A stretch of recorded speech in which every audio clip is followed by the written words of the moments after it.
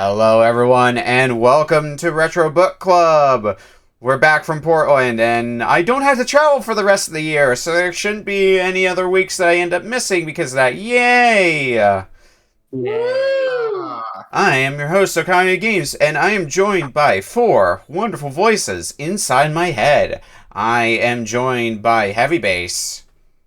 Wait, I'm on? Holy shit. I am joined by MjuRAE. I have no memory of this place. I am joined by Polk Kitsune. And I am joined by Veritasu. I'm back from the store and I brought pizza, but I ate it. Alright. We have the games and we have the players, so all that's left is to look at the order. We'll be starting with my game. This week? We'll be starting with my game this week around. Up second is Heavybass. Third is Polk Kitsune. Fourth is MjuRAE, and we'll be closing out with Veritasu's game. So, let's get started with the first game of the night. From me. Yeah, spoiler alert.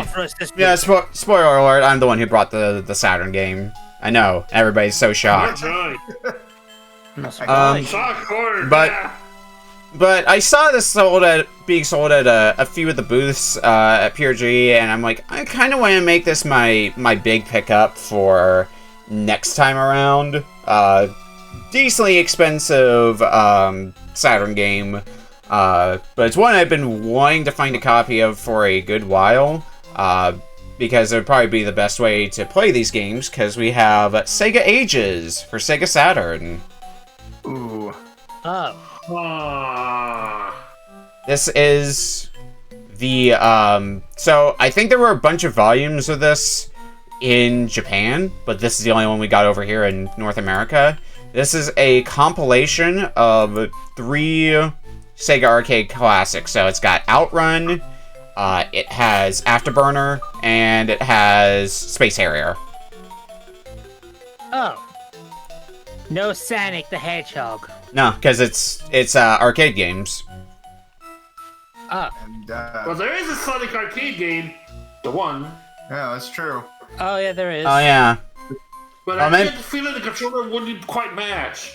It might be something that got localized, like it got in Japan but never got localized here, because like I said, when it comes to the Sega Ages games, unless you count like the download only stuff in more recent memory, like this is the only disc we got. I think they got a bunch of other ones, like there was one with some of the Mickey games, for example, some of the Disney games in Japan.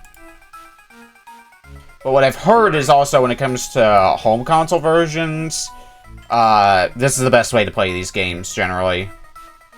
I can definitely agree on that. I did, back when I was doing comparisons, I did a comparison on Outrun versions, and the Saturn port of Outrun was phenomenal. Yeah, I was playing a bit of that in particular when I was testing this for this, which the title screen's a bit buggy, but otherwise I haven't really run into problems. Don't see the game on MjuRAE's screen. Just a quick reminder, you have to extract the zip and load the queue, if you haven't done that. So is there any particular game in the pack that we're going to be playing, or just whatever we want? I picked it with Outrun in mind, but as with most compilations, play what you're into. Odds are you'll get tired of one and then go on to another one in the half an hour. You'll probably play a bit of all 3 by the end. You were playing Outrun on Genesis not too long ago. Yeah, I was playing it earlier this stream, in fact, which I believe you told me on Wednesday, Veritasu, that it's the second best home console port, which I guess is second only to this one. Yeah. Unfortunately, because I was watching a long play of the Saturn version of Outrun, I think the Japanese version has an arranged soundtrack as well, which we don't have here as far as I know. Oh, yeah, it does. Maybe it's unlockable or something, but... Alright, but I do... It's hard to tell. Working Designs had something to do with this release, apparently, so there's no telling what they may have tweaked. Yeah. Alright, I see the game on everybody's screen, so... We'll go ahead and start flipping us over. Alright. Where am I? Move. Alright. I am ready to go when everybody else is. Yeah, let's do that. I'm ready. Alright. Starting in 5, 4, 3, 2, 1. Sega Ages. Alright, let's play some arcades. What's everyone starting with? Because I'm going to jump into Outrun. I'm doing Outrun. Likewise. Afterburner. I guess I'm going for the other one. So I guess you'll go for Space Harrier, Polk. Yeah, it seems like it. Space! Okay, definitely going extra easy on the time limit. Also means we get some passing breeze.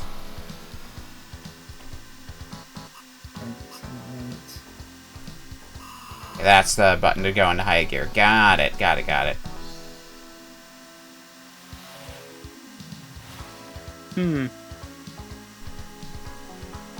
Alright. What have we got here then? Yeah, I think something that I saw about in the case of Outrun,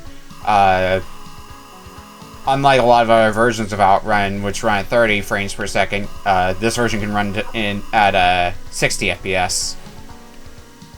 Oh. Which makes it run a bit smoother.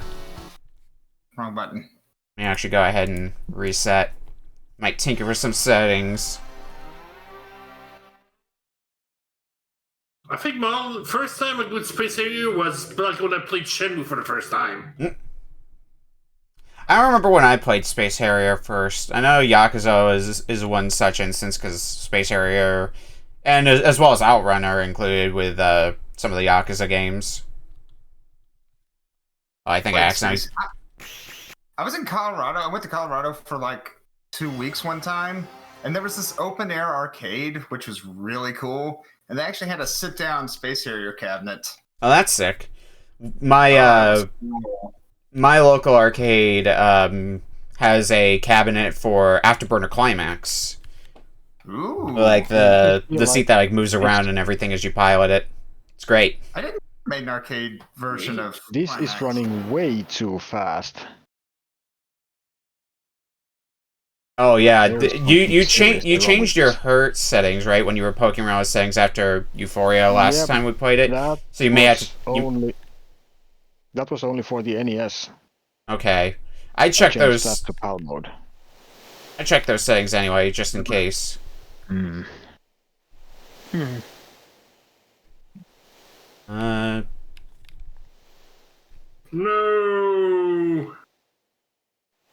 Find the right button. I know there's a cheat that you can put in to basically get a smooth version of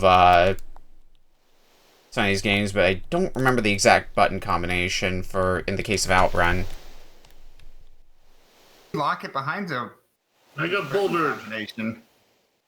I think you can also unlock it by completing enough routes in Outrun, but... Oh. Get ready? Either way. These super scalar games that really gives you a serious sense of speed. Yeah, I primarily put this game in because I'm a big fan of Outrun. Probably my favorite arcade racer. Like, you know, people who like Rad Racer, I'm on Team Outrun. Oh, I'm with you on that. I mean, a lot of that is carried by Passing Breeze.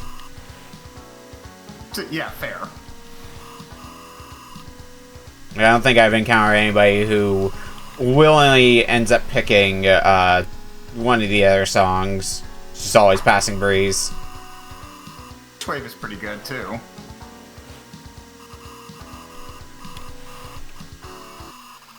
Turn, slow down a bit. Which, if you want to hear where the heavy influence for the Outrun soundtrack came from, check out Cassiopeia.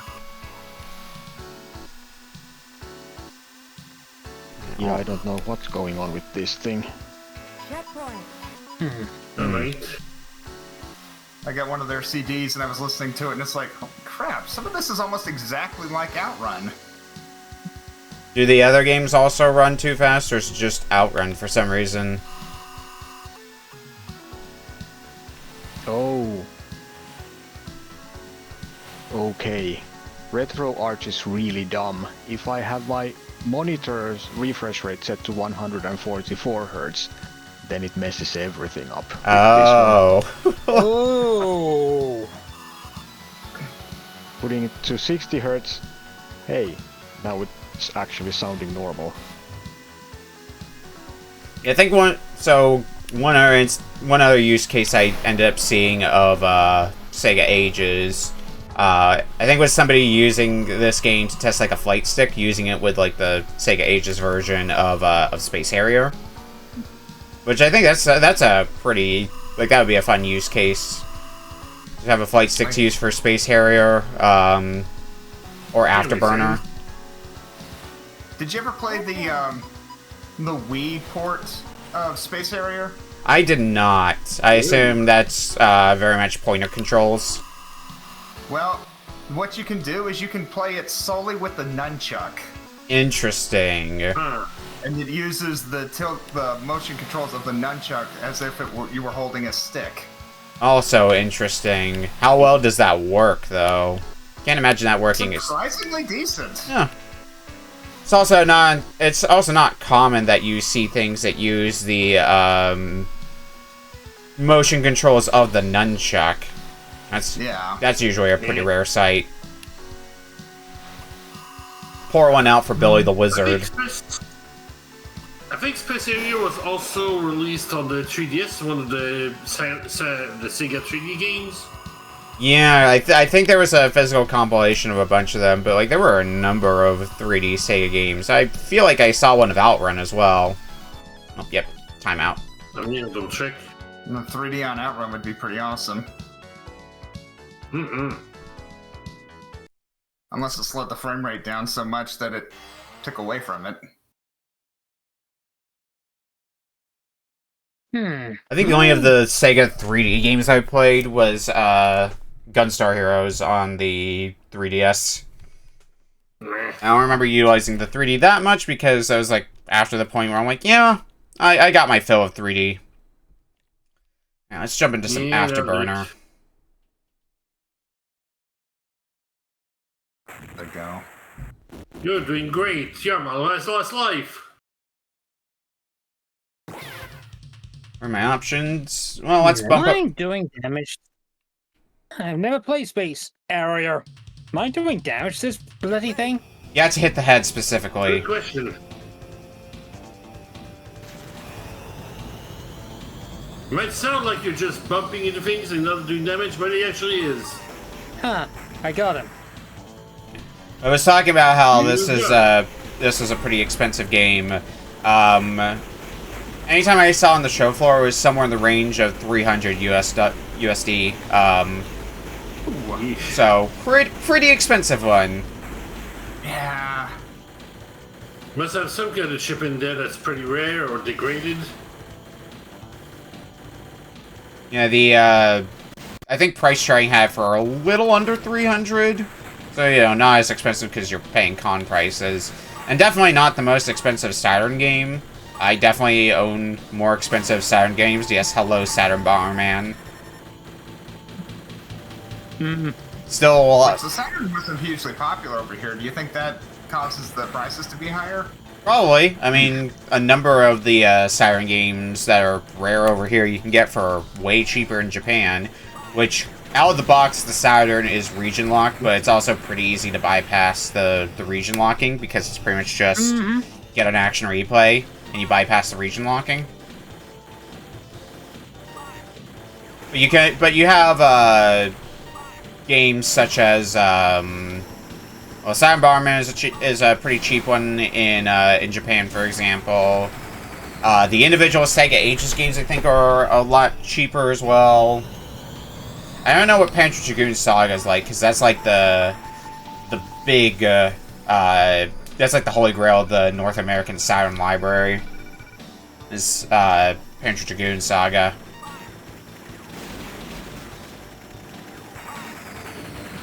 I am not doing good in Afterburner, it turns out. I'm not doing good in Where's Outrun. Afterburner? I don't think anybody's good at Afterburner. My favorite thing, or the recent discovery about Outrun, was that the original name for Passing Breeze by the composer was Passing Wind. I remember seeing that story as well, where Then somebody in the US localization team was like, dude. you want to tell people about your farts some more? Jeez.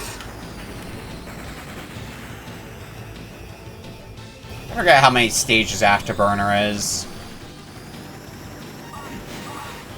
I don't remember. It's It's far- been a long time. Far too many stages for me to get to the end with the amount of lives I have. I think I'm on my last life now. Yeah. I do wish, as far as I know, there is no way to go back to the game select without resetting the console. You can select exit from the menu. Can you? I'll probably see that when I must have missed that because I'm like, I want to go switch games. I was still in game. Didn't think I saw that, but whatever. I guess my complaint is negated.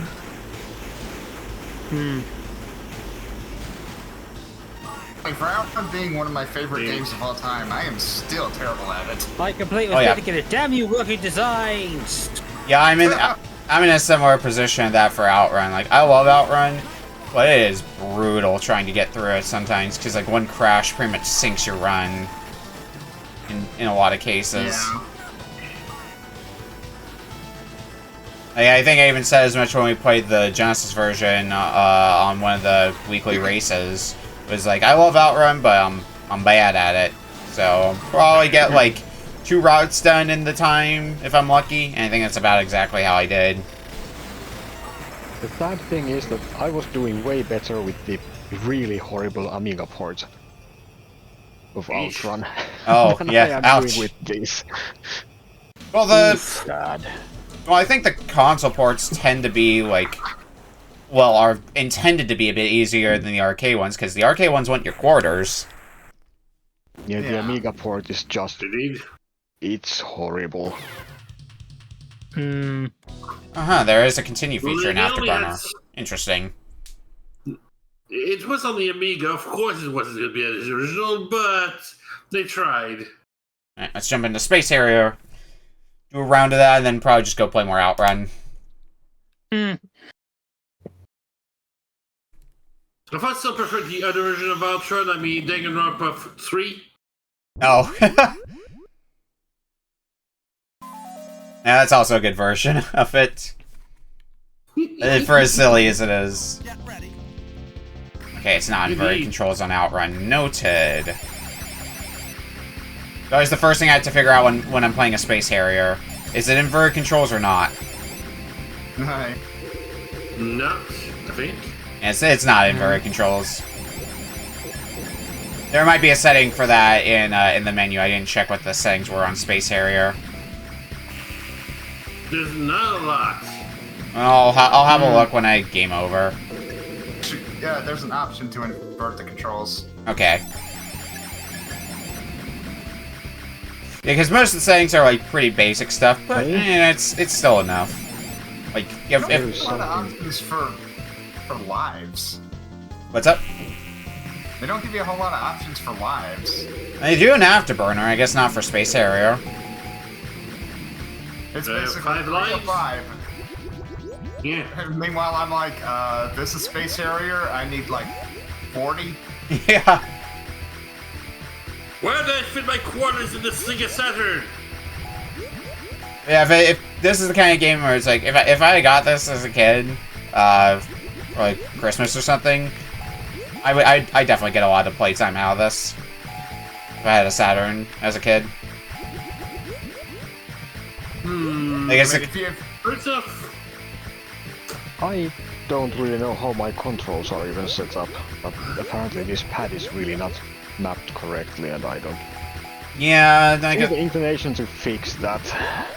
Yeah, I kind of had to feel my way around the controls. I think, like, my right face button is accelerate and outrun, for example, whereas, the right trigger, is, change gears. Space Harrier is at least not too bad when it comes to controls, because it's just move and shoot. That's about all there is to it.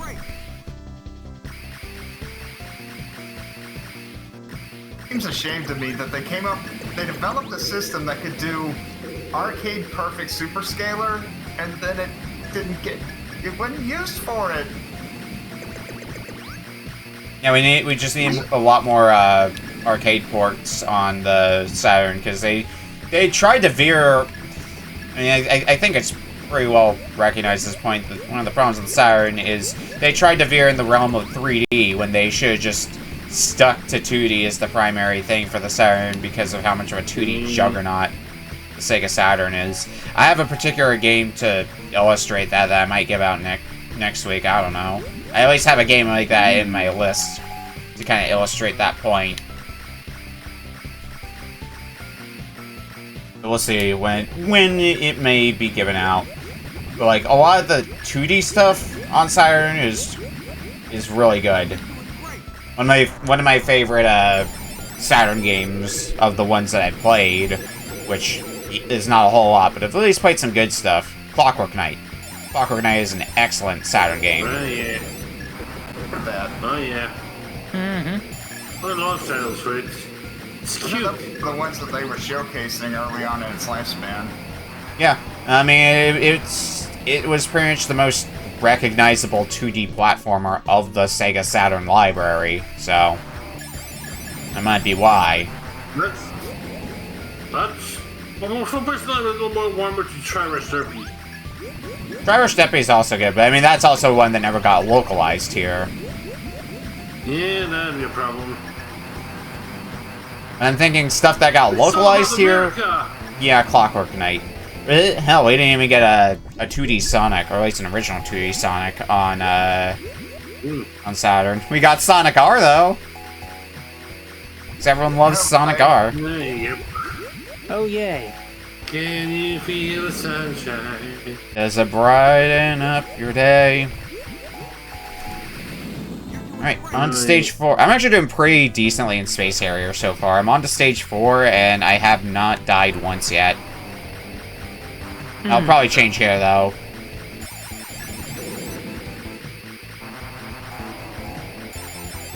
Just secretly a Space Harrier wizard, I guess, for some reason. It's also hard to sometimes keep up with the visuals of Space Harrier.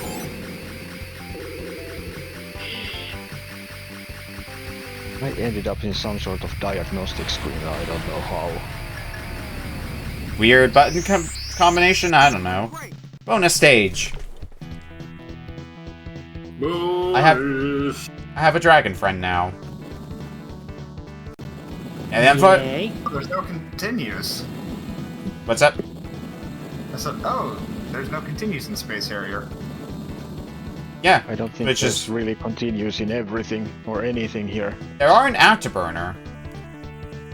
Well, you can continue from the stage, from the menu, yes, but Yeah. Outrun sure doesn't have any credits or continues. Yeah, well, it wouldn't really fit for Outrun, because Outrun, compared to Space Harrier and Afterburner, much shorter game.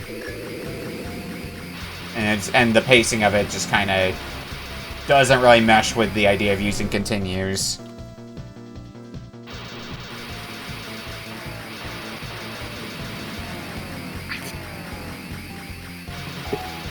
Yeah, this Horrible thought. Yeah, this is the kind of game that's like, I want to be able to just hook up my Saturn to my PVM and just like pop a disc of this in and play for a while.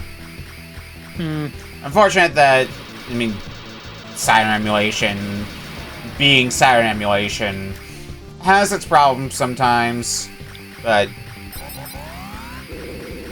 really do be like that sometimes. Better or for worse. Oftentimes for worse.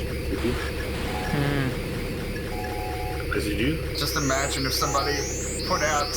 If Outrun was created today, you'd get the first the first course, and then you'd have to pay DLC for every other course. Oh yeah, another. How in the realm of Outrun games, how good is Coast to Coast? Because I think that's another spendy game. Outrun, like 2006 Coast to Coast, I think is the full name of it or something like that. I might think of a different one. You're talking about... Is that the, I think that's... Is that the arcade game, or is that the basically re-release of... Hang on. Outrun that was on Xbox Live? 1 second. Hmm. Yeah, Outrun 2006 Coast to Coast, which is apparently like one of the most expensive games of the original Xbox library. Ooh. There's a video game. It's the ninth title in the Outrun series. I want to have a physical race. The game is an updated... Okay, so the game is an updated version of Outrun 2, and it's split into two parts. Conversion of Outrun 2 SP, which itself includes the Outrun 2 levels, and Coast to Coast, which includes single-player races and challenges, and local network and internet multiplayer. Really? But- I didn't know that was that expensive. It might be specifically the original Xbox version. Here, I'll do a quick check on price charting. There's some weird games, though, that you wouldn't expect to be expensive, but they are. On original Xbox, anyway. Like, Futurama is another one. Like what? Yeah. Okay, yeah. Something's a vision of my money. So, listing off for North America, PSP, PS2, and Xbox prices, respectively, complete are $34, $72, and $255. So, and to dabble in the original Xbox library here, if we take out special editions and stuff like that, Outrun 2006 Coast to Coast is the third most expensive Xbox game, at least loose. The next one up being Futurama, and the most expensive one, to the surprise of nobody, is Steel Battalion. Yeah. No surprising there. I've been... If I knew a way that I could mod those controllers to work with other games, I would buy Steel Battalion. I have a Steel Battalion set, but just never played it because, actually the person who I bought it from, JSR, is selling off another chunk of his collection now. Unfortunately, I'm not in a position to really buy stuff from him, but which is a shame because there's something he was selling that I would have liked to grab. Because one of the things he was selling was a RGB modded top loader NES, which is something I still need to get for myself. I know the big thing he was selling was his PVM, which was, I think he had like $4,000 on for a price tag, but it's apparently like a really rare one. But also it's like a local pickup only, so would be nice to have, but I already have a PVM, so I'm not really itching to get one, even if the one that I have is pretty small. Okay, I'm gonna have to show my ignorance here. What's PVM? Professional video monitor. It is a it's a CRT that's basically a step up from a consumer CRT. The big thing about here, actually, I put a picture of mine when I was playing some games the other day in the Discord, so exceeds the file size limit in my butt Discord, because I definitely used that PVM. Alright, that's definitely the exact picture I just uploaded in general, but here, I'll put it in the Retro Book Club room. So that's my PVM.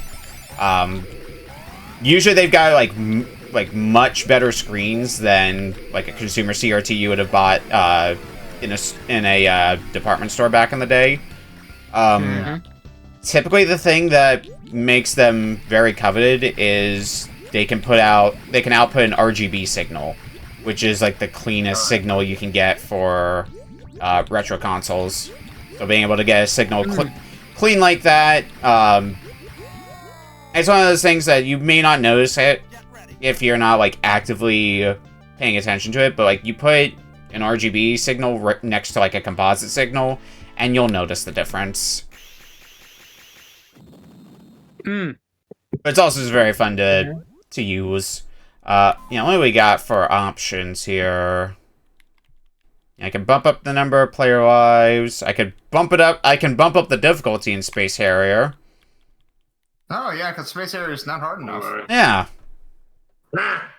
It's too easy. I'm sure Kevin could do it. Oh, yeah, no problem. Let's go back into Outrun for one more push before time's up. I ended up getting pretty far into Space Harrier. I think I made it to, like, stage 8 before getting a game over. Was that with the stock 3? Yeah, I had it left on the default because I forgot to change it. Oh, wow, that is very impressive.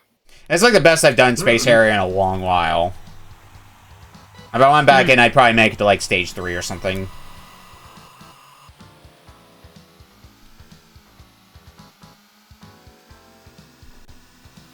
Alright, let's see if I can make it a little bit further into Outrun this time around.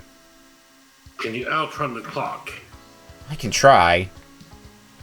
Speaking of Outrun ports, since we were talking about a bunch of Outrun ports, I popped in another Outrun port, one I didn't expect to be going back to, but, you know, here we are in the year of our Lord 2024. Went back to trying Outrun on the Master System. Oh. Boy. That port holds up okay for a Master System game, but it's still a Master System game at the end of the day, so not the best port out there. You're kind of grading on a curve there. It's nice. But it's decent. Yeah.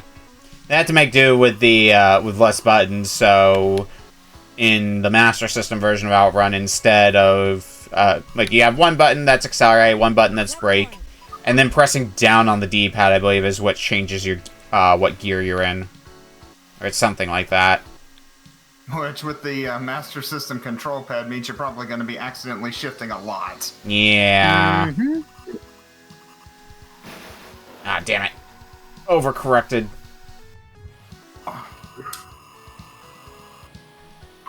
Drive safe, kids. Yeah. Maybe don't drive, like, 270 kilometers an hour, or whatever the top speed on this thing is. 290 or 291.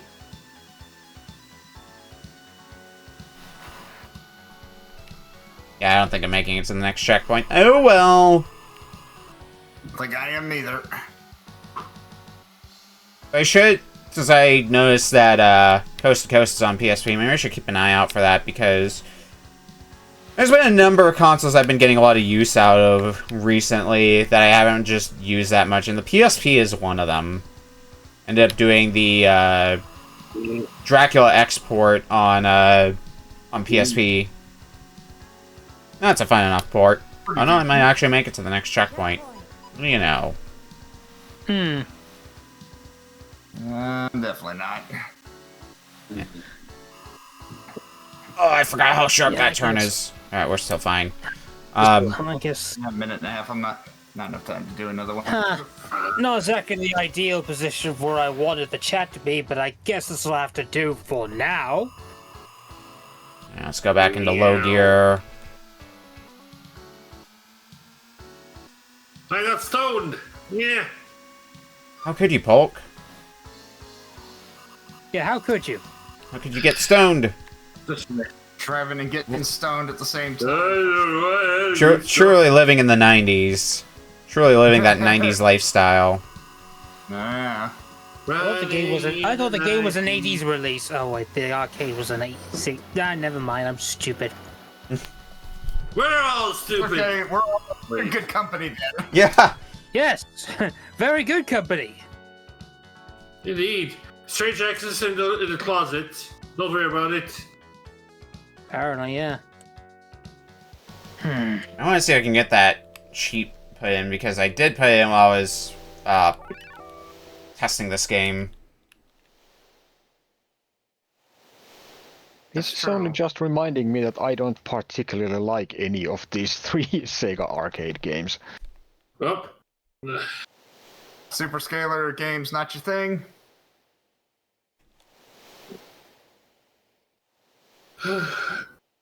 It could be an acquired taste for sure.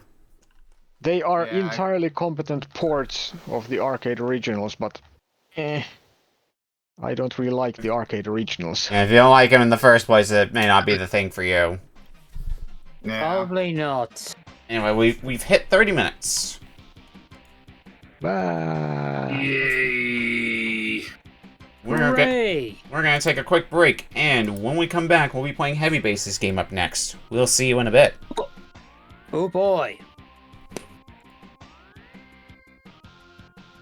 This chat thing is really annoying. Ah, CD chatter. damn it. CD chatter chatter. Ugh. CD chatter chatter. And there was something really odd going on with the button mapping of the controller.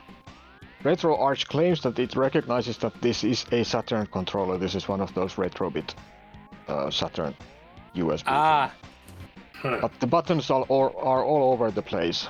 So if I go and look at how, for instance, Afterburner claims that the buttons should be mapped, nothing does what it claims it does. I don't even know how the barrel roll is supposed to be done with these mappings. It says Barrel that roll? it should be the B button, A button. A button was supposed to be the rolling, and it just nope. I don't know how I managed to get it done, but I that don't know button either. sure wasn't it. Alright, well, we are back for our second game for tonight. From Heavybass. surprise! I was the one that brought the Game Boy game. And Yay. what a Sure, it could have been any what of a us. fun way to segment this one, because I have to thank Beak for this one. She's not here tonight. This would be the Beak on Beak show because she helped me with board 5 of Challenge League, which was get ROM hacks. So I found this one. So for the next 30 minutes, this entire segment is sponsored by Crunchyroll. We're playing Hime's Quest for the Game Boy Color. Yeah, a game that, I think it had a full-on retail release, but... It's free. It did get released. It's free. You can free download so it no matter what happens. so it's like an That's itch.io release, then? I'm assuming, Yeah. anyway. Well, Crunchyroll themselves published the game. Yes, this is kind of like a Grimace's birthday situation of, like, when... Remember when people were talking about that game? Yeah. Tease bit. Probably what kind of reminds me of, like, a Pokemon game. At least with the, Yeah. overhead bit. The Pokemon TCG feels. Yeah, Hmm. that's kind of what I was thinking as well. Skewed at least. Everybody sing up for anime! Yeah, it's funny because I think we had another game in our last show, which also had a retail release, like pretty recently. Kira Star Night for NES. Oh, feel like going back to 1999. That wonderful time of 1999 where nothing happened and basically watching anime from a disc in the anime clubs and all that stuff. Oh yeah. When all of a sudden the evil that is the Y2K bug. Always Y2K. Well, I'm ready to go when everybody else is. I'm ready. Yep. Alright, starting in 5, 4, 3, 2, 1. Hime's Quest. Select a slot. All right. And go slot so, one. Hime's Quest. Yeah, tell us about what's going on here. So essentially is that you play as Hime, who is a normal girl that is basically with her friends at anime club, And she brings a disc, and they put it in any disc player, and they inadvertently release the Y2K bug on the world. And basically, it's now glitching onto our side. So we gotta stop the Y2K bug, and get a new anime at the same time. So think of it as a Link's Awakening. I mean, that is straight up the sign sprite that they use in Link's Awakening, like unapologetically. More or less, yeah. Shoutouts to Jimmy and Bimmy. Back in the days of watching Ninja Scroll and Iria. I also wasn't prepared for 8-directional movement. Obligatory penguin. Hello, Disney penguin. Penguin. How many travel stations have you already been to? Okay, so this is a fast travel point, basically. Yep. Train stations are your travel points. Fast travel. Well, I found an enemy, but I don't have equipment. I assume I should be talking to people to try to find someone who will give me like a weapon to defend myself with. Oh, you can get a weapon. It has been a bit, so. Don't forget to save your You can game. save Kitsune statues are your save points. Yeah. Yay! Wait, what? And you can pet Kitty as well.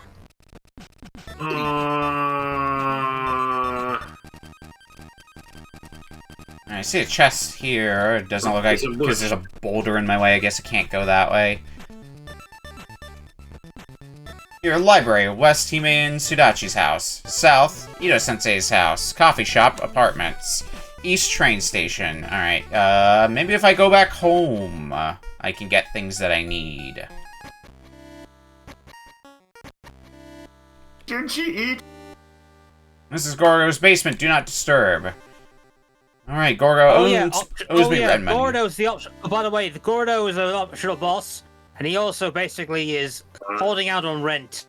Yeah, and that's probably exactly why he's an optional boss, doesn't want to pay rent. You got the anime DVD! Anyway, time to pet a cat. Get ready to pet with the A button, get in position with the D-pad, go. It's also a very annoying achievement. It has a set on RetroArch, so Beak will be happy to know. It's also annoying, so yeah. Talk to the porter. He is basically the hub station. Pet cat. Cat's been pet.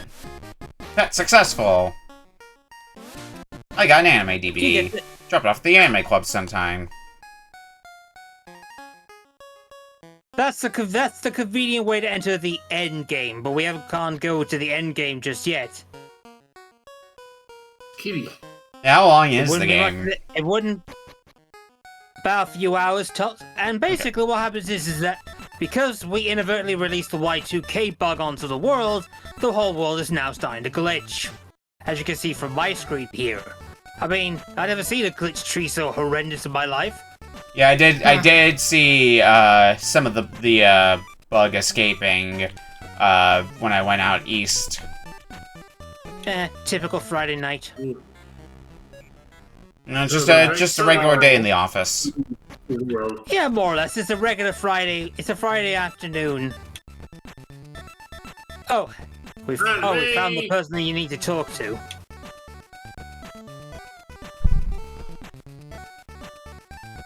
Alright, so I have to go out east then, it looks like. If I want to get a weapon of some kind. And here I was looking for a weapon in town. It's in the forest, about 2 screens up. Yeah, About 2 screens up. Where I am at the moment. Yeah, I see that on yours and Veritasu's feeds. So, I didn't go out much further beyond the first screen with the slime, so that's why. Help me! I'll talk to you, that'll make you magically feel better. You give me a sword so I can finally cut grass. And what happens, Hazy? To that aside, I am Alma. What's your name? I'm Crunchyroll Hime. Never By heard. the way, she does actually exist. Yeah. Yeah, I think I've seen this character before because the one year I went to MagWest, I think they had like a sponsorship with Crunchyroll, so I saw people walking around with, like Crunchyroll bags, which I think featured this character. Sword. It's a character from Alma's Awakening. Okay, but I can't charge up a spin slash. Alright, fake Zelda clone now. But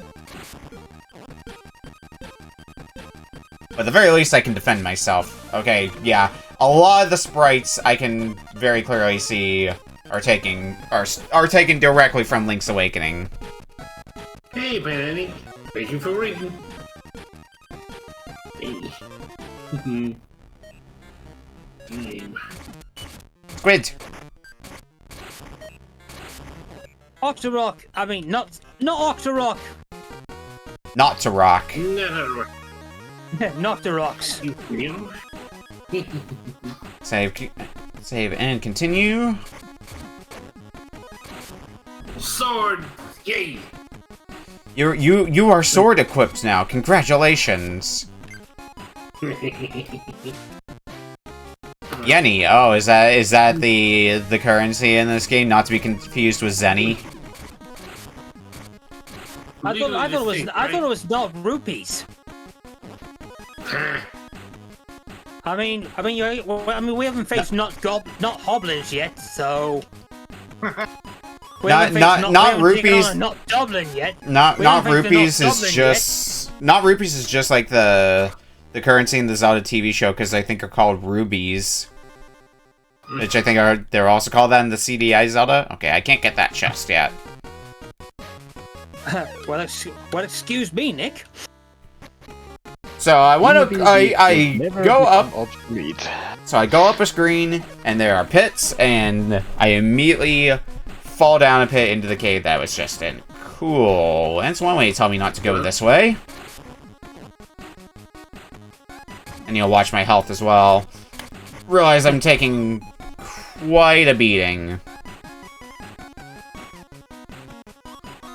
Yes, now I remember how you do this. Facing the not optional boss fight. And healing the Kitsune statue also works. Now, problem of the day with the desert. Where the hell do I go in the desert? Well, I found Alma again, so I'm gonna guess it's progress. So it says I've been transported to another world. So I hope we haven't been isekai'd. Why would that ever happen? Not exactly. A textbook trap for ill-equipped adventurers. Isekai came to us, so. And now we face off against the optional boss, Gorgo, a vampire who lives in her basement. Vampire. I found the dream casino. Shit, it's locked. Damn it. Darn it. But Gorgo, gambling. Your vampire ass owes me rent money. Living in a basement. 120 yen a week, you'll bleed me dry. You're a vampire. You suck in other ways. But you haven't paid in a year. Lazy bum. I found Salty the Witch. You're interrupted by a low. Oh, he's got a television at the corner. I'll just have to make you leave. Oh, and I sealed your inventory away. You cheap-ass bitch. Just in case you bought garlic. Darn it. He knows I brought garlic bread. Darn it. It's a garlic bread emergencies. Are you doing it right? Dungeon of the West and bring it here, okay. The good news is the boss battles are easy as piss. Oh, well, that's a pit. I should not fall in that pit. I just beat him. I don't have our equipment that I can... I was gonna check to see if I had, like, a means of jumping, but I guess not. At least not yet.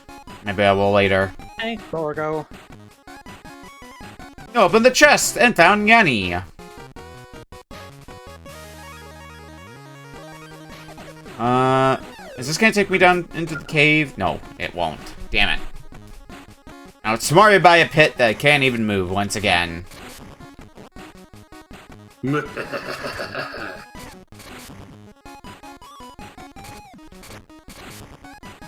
Let's see. Push. Neat. It has clothes, it's a guitar, a desk, a potted plant, TV for anime, her streaming computer. I found the Kitsune Shrine. I'm a venture on a quest. In case I'll help you on your quest. Take this bow. Can I trade you it for a snack?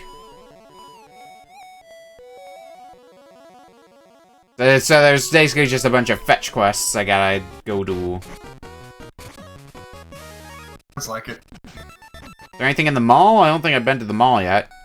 Sanctity of this place has been fouled. The sanctity of the mall. Oh wait, this isn't a dungeon at all. This is just the NCC shopping mall. How could I make that mistake? Oh no! How can you make that mistake? Clearly the mall is the worst place for a dungeon. Distractions in all levels. Absolutely empty. Reckon National to see something about that. Absolute menacing plan. In this room we can monitor everything. Where are all these anomalies coming from? The world may never know. Crunchyroll ads. Yeah, all the anomalies are coming from Crunchyroll ads. There you go. This makes so much sense. This is what happens when you don't subscribe to that pointless advertisement. Let's venture out to the west here. Well, you pay rent after all. Oh, well, if you're wondering, if you're wondering, Object too there's heavy a to creepy push. house. There's a creepy house in town. It belongs to a certain horror writer. My. Excellent. It's Juji Ito. Hello, Juji Ito. Oh, I found my way back into town. That's where I ended up. Got it. Here I thought I was venturing out into new unexplored territory, and then I just found out I went in a circle. Oops.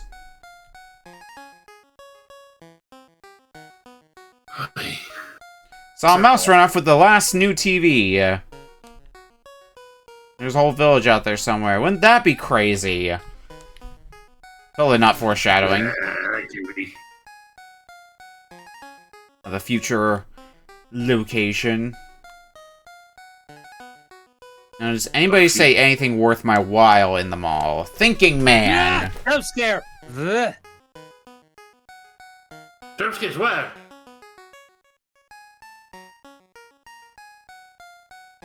Oh, I'll let you find that out for yourself. Ooh, And we- There's the sky. We need the jump scare for Spooktober. Ah, We are in the spooky season after all. Truth. True. indeed. We are in the spooky Oh, it's season. Christmas. That's totally not December. Mhm. Totally not Mariah Carey being fucking thawed out. Yeah, I well, swear, that's she gets how... thawed out earlier every bloody year. See, I don't know why people thought it was a good idea to encase Mariah Carey in the ice that melts during the wintertime and stays frozen during the summertime. I don't know why people thought that was a good idea. I don't know either. It's like that stupid song Why not- needs to be reminded every day, every time during December. Like, why not just get the ice that stays frozen all year round? It seems way more efficient. Beach Town! I guess I should see if I can buy anything at the general store. You sell things that I could use? I'm the general. Are you looking to sell? Are you looking to trade? Well, I could buy a bomb license. Look about natural bombs.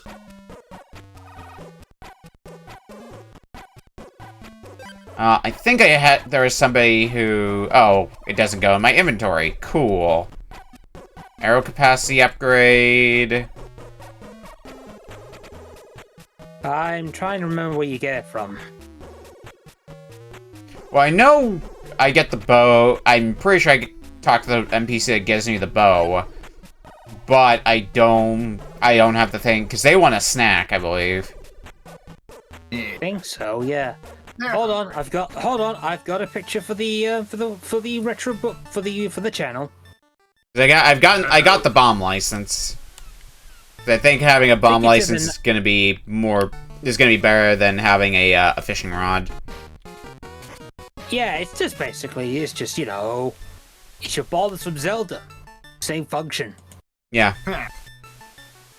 Let's see. As you do. Just need to crop this face.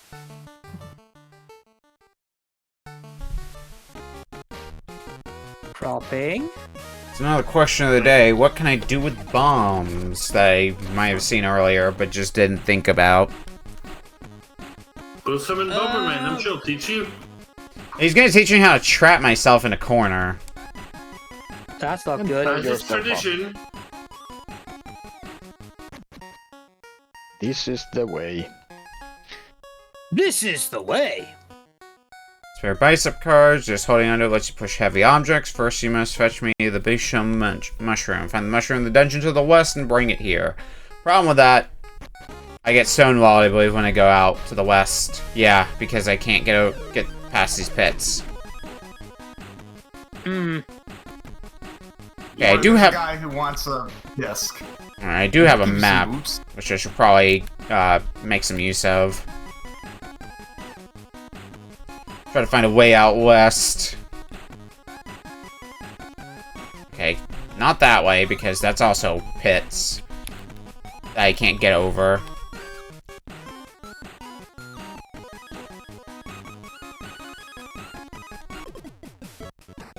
Is there a city next to the forest now? Desert? Yeah, you're just telling me the same thing as when I just talked to you. But no concrete way to get over those gaps. Found the dungeon. Hooray. Oh wait, not a dungeon. Not hooray.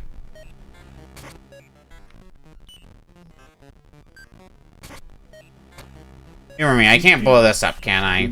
Nope. Okay, fine. Interest. I thought I might be able to. Game was not a fan of my shenanigans. The Patra. Oh, did you find a Patra equivalent?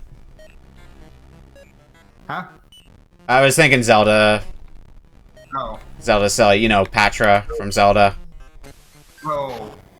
Oi. Oh, I died. Oops. Oh no, you killed enemy. How could you? Link's Awakening for Game Boy Color looks vastly different. Is this Oracle of Society? You mean that third Oracle game that we never got? This is the strangest way of playing Pharaoh, though.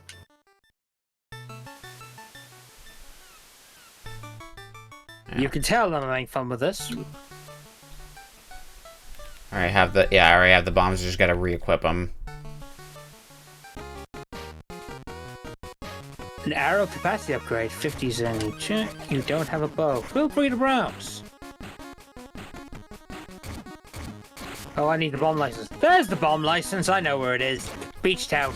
Yeah, I already have the bomb license, but I haven't really been able to make use of said bomb license. There hasn't been much in the way of breakable walls that I've seen. There was one just over Beach Town. Oh, that must be an area then that I went to like however long ago and just kind of forgot about it. Oh yeah, I see it now. The ever common problem of I forgot where I saw that. Yeah. Yep. Oh, it needs a lot of bombs too. Or bombs not enough. Oh no, I just had to be standing on the right pixel to blow up the rock. Cool. Or does it take 2 bombs? I think it takes... I can't remember. I think it just takes 1. Yeah. Oh, I get some free bombs with it. Yeah, but it's very touchy with... Yeah, I'm almost out of bombs, because it is very touchy with where you have to place the bomb in order to blow up the thing. So you better make sure you get it dead on. Otherwise, you're not. I found a cave. It seems to have bomb obstacles, which I need to take out boulders with, not bombs.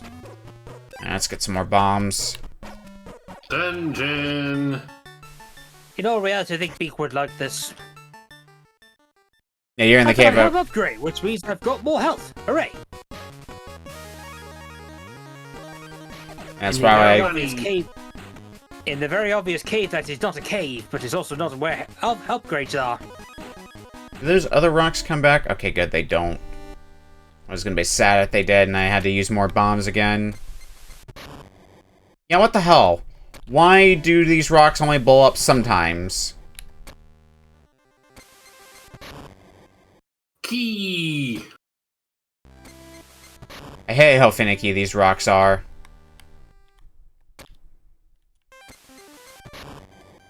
Alright, well, at least I got through with my last remaining bomb. And got the health upgrade. Was it worth it? Well, I had to spend, like, 15 bombs or so in order to blow up those 4 rocks, because they just sometimes wouldn't blow up. I don't know why. Didn't run into any problems. That's weird. About the key. Don't know, man. It's a miss. Do not plan there. Oh, one giant mystery. It's a god game. I found money. I need to keep trying to find my way towards that dungeon. Is that something that still hasn't been located for me? There's a guy in the desert. That's where one of the dungeons is. It's past Beach Town.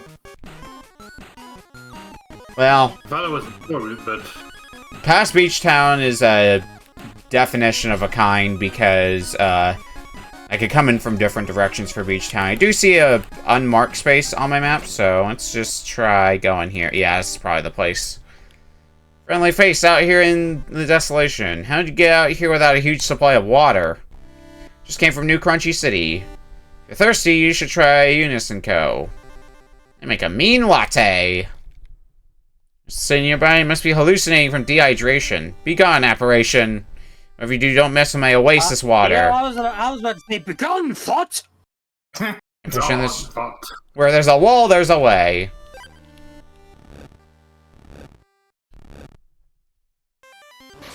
This one's entirely obvious. Sure, that's how it works.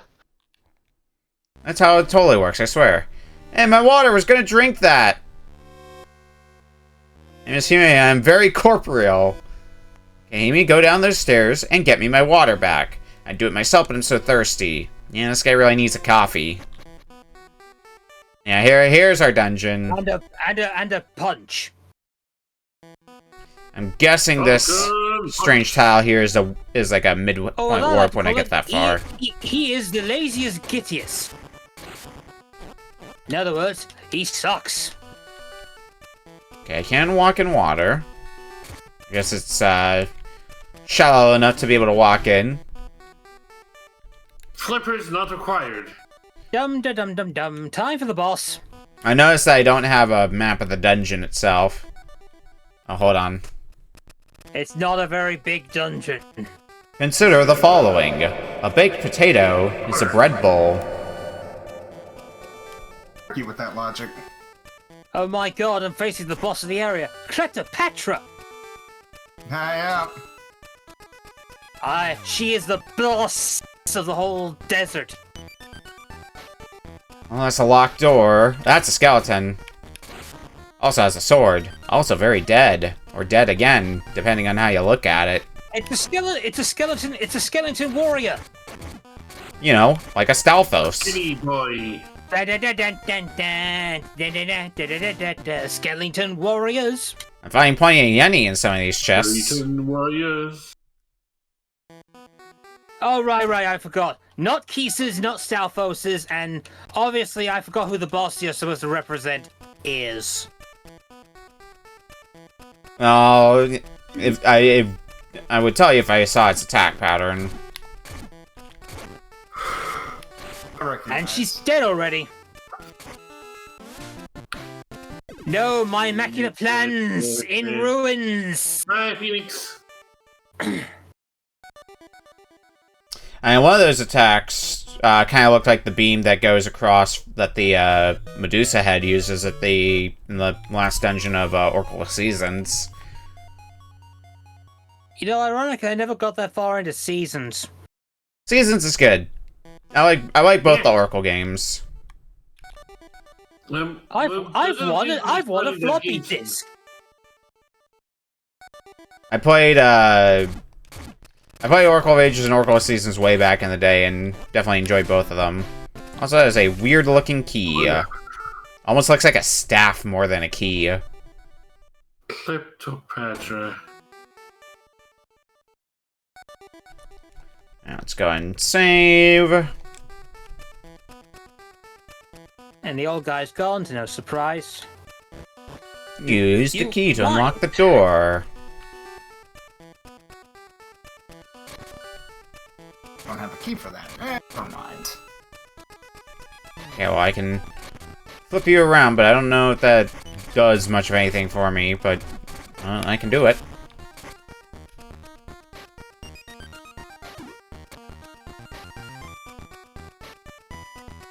Try, yeah, I gotta open this door, but where do I go to get the other key? 3 minutes left for this game, by the way. Already. I was going to beat the dungeon. You found Leisure Suit Larry 4, the missing floppies. That must be the floppy. What's a floppy? We're actually flying from a dungeon full of deadly monsters. I just like this reaction. Flop, blank, blank, blank, blank, blank, blank. Blank, blank, blank, blank, blank, blank. Blankety blank. That's it? Blankety blank. That's just a copy of Lero. I already have that game. How is something... You have too many high standards, like most anime fans. Well, I guess my lifelong wish was granted. No, it wasn't. Here are the winged brutes as promised. I've got the not rock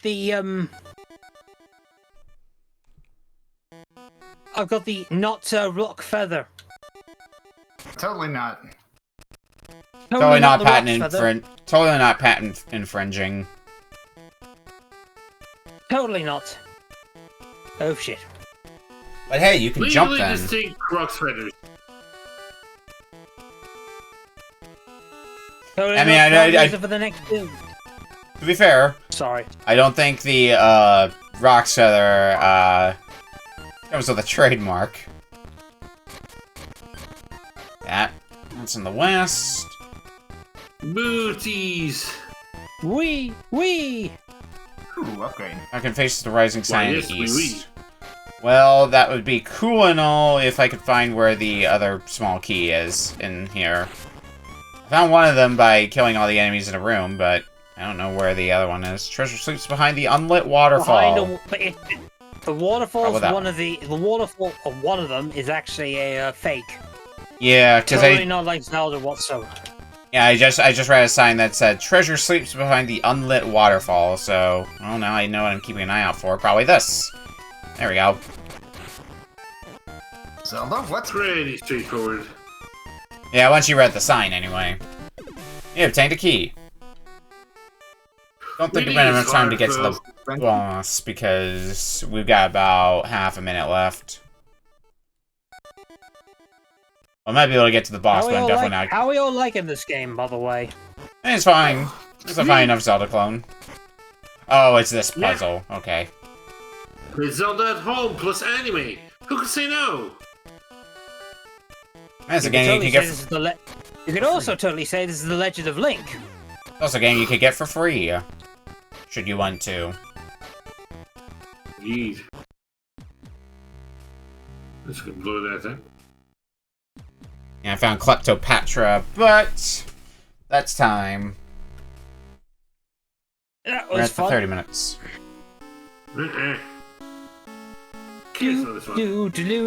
Oh, nice! It works! Hooray! Alright, we're gonna take a quick break, and when we come back, we're gonna be playing Polk Kitsune's game up next. We'll see you in a bit. Yay!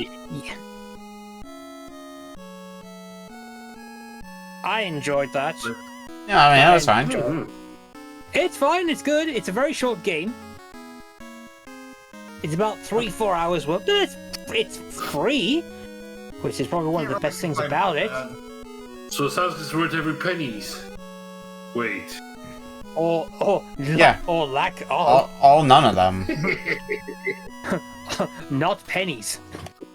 Like not rupees or not whatever, not Zelda or whatever the heck that was. Whatever It's worth every bandwidth. currency you're using. Oh yeah, I gotta post that thing, Right. haven't I?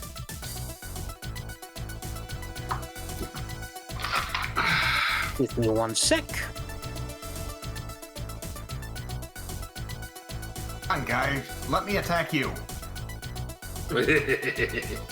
No. Have No. fun. Have fun and discount. Then time to That's see fun. what horrors Polk has brought. That's probably the Yeah, that's it's- probably the best reaction I've seen for a while. It's time What for the fuck are you our looking at? third game for tonight from Polk Kitsune. Jesus, what's up, bloody hell? Alright. Well, you know, usually I have a very bad habit whenever I go to Retro Book Club here. It's, whenever I tend to recycle some of the stuff grabbed by Kusa Grande. Oh, no. but This is not the game. This is not the game I submitted, though. It is what you zombied for, I believe. Exactly. I got all the terror of that thing. Yeah, this one's a So, classic. Also, a little bit of a link to what I've been doing the past few months. So I hope everybody's welcome. Happy to do some Mega Man in Rockman 5: Wily's Dream Space. What? We're jumping into the world of Mega Man hacks today. Oh boy. Oh boy! Oh boy! yeah, my oh, yeah. oh god, my ears! Yeah. Those games are Oh, never oh god! really hard. Oh god! All those months of missing in Polk seem to have evaporated. I think I played Wily's Dream Space like once or twice before, and always the thing I remember about Wily's Dream Space in particular is Gravity Man stage, so probably Yeah. one you should give a try, but I mean, go with whatever stage you want. This is a hacked version, right, that gives you unlimited lives, I think you said? Yes. Okay. Yes. So you don't have to worry about... You say? Talk to us. So you don't have to worry about... So I was. Go on. You may want to make sure to put a save state in the enemy select screen, because if you ever get stuck, well, you'll be stuck there forever. Have Yeah. fun. Oh. Either a save state or make a note of the password. But I mean, you have to beat a stage yes. first, which may end up being a tall order in Wily's Dream Space. Depending on which one. Yeah, this will be fun, quote unquote. Yeah, you Like said. a Yeah, you 15-year-old said. ROM hack. This is gonna be fun. TM, yes. Why the fuck am I saving on the automatic when I should be saving on the fucking? Alright, well, it looks like everybody has their game up. Since it's a Mega Man, go ahead and jump into game and highlight the Robot Master you want to start with. I have no idea. What would be a good one to start with, Polk? We were given the easiest one to start with the most unique one of the bunch. Look for Starman. I mean, yeah, it's a Starman from Earthbound. Heck Yeah. Alright. Oh. I mean, everybody else is welcome to go wherever else they may want to, if they want to deviate from Yeah. the order. Starman is also especially evil. The Napalm Man is also an interesting crossover. Alright, Otherwise, enjoy. starting in 5, 4, 3, 2, 1. Starman. Because I think all of us are going into Starman, but Rockman 5, Wily's Dream Space. Oh, this is going to be fine. You what This we're is in gonna for. be. Yeah. This is- Yeah. he says. Oh, we got our low gravity. Did they have unlimited lives in the match as well of this, or were they on the? Yes. Okay. Yep, this is exactly the copy that Zendra gave to us. And she started us on this stage, followed by Gravity Man, which was the deep end. Yeah, I'll probably try to follow the stage order as well that was given, just to see how I would do in this. Because I've gotten a Mega Man hack in Kuso before, and it was interesting, mainly because my controller didn't work properly for the match, so that was fun. Whoop. How the heck did you do if your controller wasn't working? It was a standalone Mega Man game, so it wasn't like an NES game, but it was like a separate separate app for it, and because of that, it didn't. It took my analog stick as my means of moving Mega Man instead of the D-pad, which was fine at the start, but became a problem when I got to quick lasers. Oh. Yeah, that would do it. Yeah. That'll do it. But, you know, that's how it be sometimes, I guess. Yeah. I'm guessing letter's completely optional. Oi.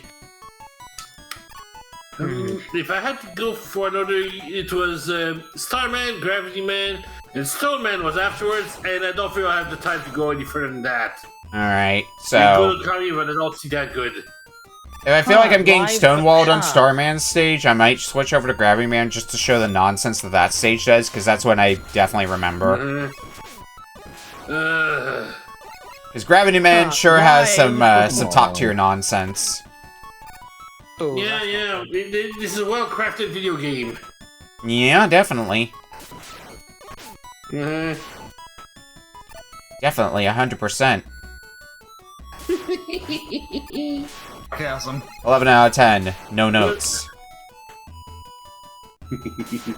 Look, see, I keep hearing Joker that this is Mega Man 5 is the easiest of all the Mega Man games. Get nothing wrong with it. Everyone just claims that because you get a lot of live drops. Yeah. I think they bitch because it's basically the easiest freaking that mega buster is stupidly overpowered. Yeah.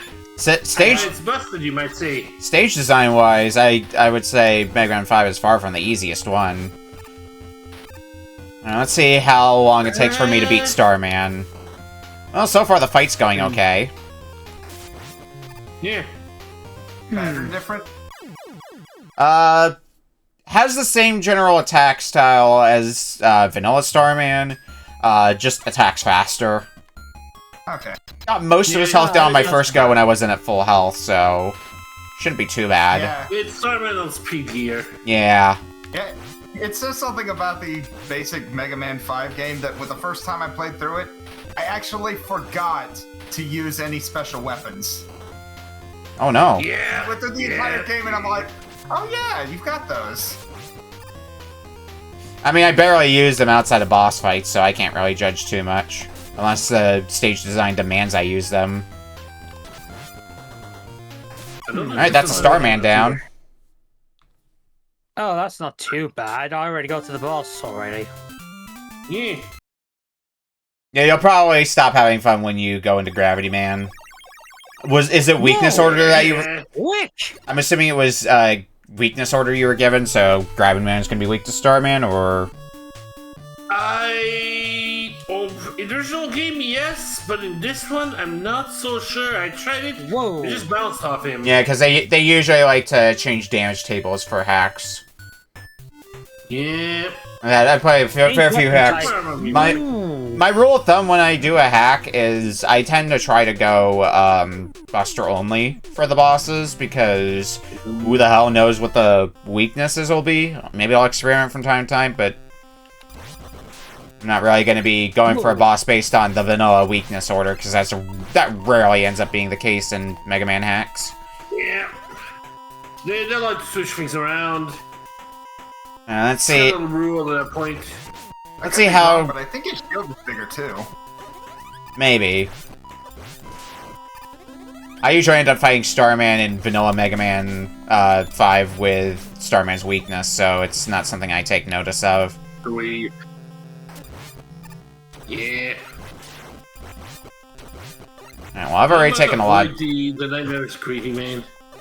I've already taken a lot of damage, so that's not a good Got start. him. Not Got bad. him. Nice. Starman down. I wonder what I get. Is it still Star Shield or is it just something different?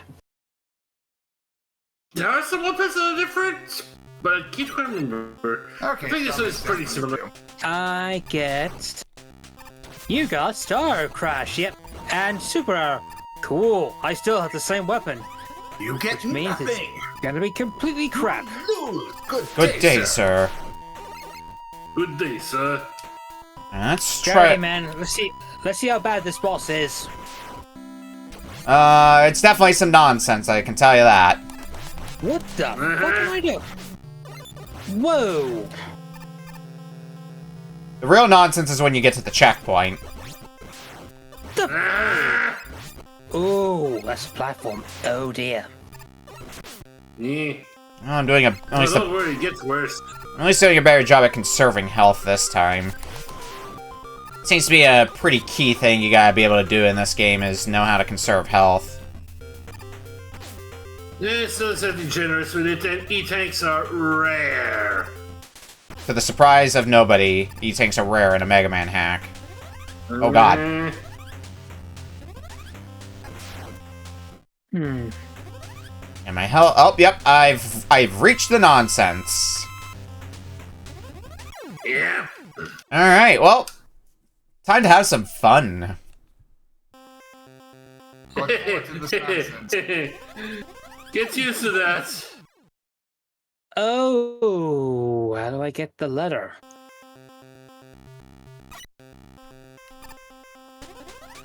Oh god, right. Come The hit. on. That was the big problem. Is that it's not always clear where the hit detection on these starts and stops. So you kind of had to get into a rhythm, and that's a little hard to do. Oh, I see. That's how you do it. Clever. Oh, went too fast. Got it. Also, is one of the places where you can get E-tanks, apparently. Good luck, though, trying to get them. Yeah, because Oh, I the Yeah, letter. fun. I definitely remember players being stuck on this particular section for a good while. Oh yeah, I think at least one or two of them got there for half an hour, at least 20 minutes. Like, it is cruel and unusual. Like, a lot of players did not get past Stone Man at the very least. As I remember. Whoa. Hmm. Let's get another try. I think I'm. This is gonna be interesting. Oh, did Veritasu get to the part? Yeah, Veritasu's at the part. Good luck. You'll make Have it. fun! Ah, damn it. Went too far. What?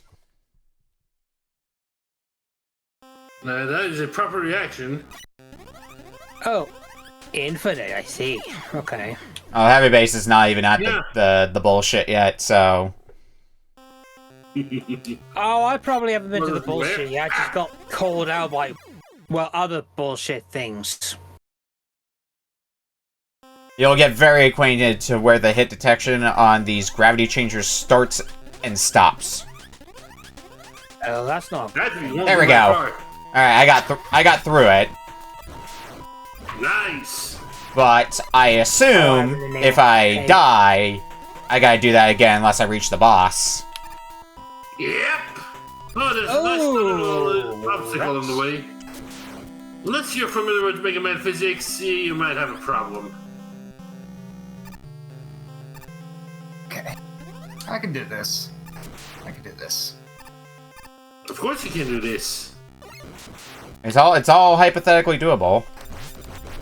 Now, how long did you get stuck on the gravity section, Polk? Because we're 9 minutes, about 10 minutes in. It was at least 10, if not 15 minutes just stuck on that. I was the first one who got in there, and that took a while. Oh, my jump guy. Oh, yeah. What is What other- this? Yes. Holy fuck! Uh-huh. Yeah! I don't think welcome I'll to be the even nightmare. doing Whoa! Star here.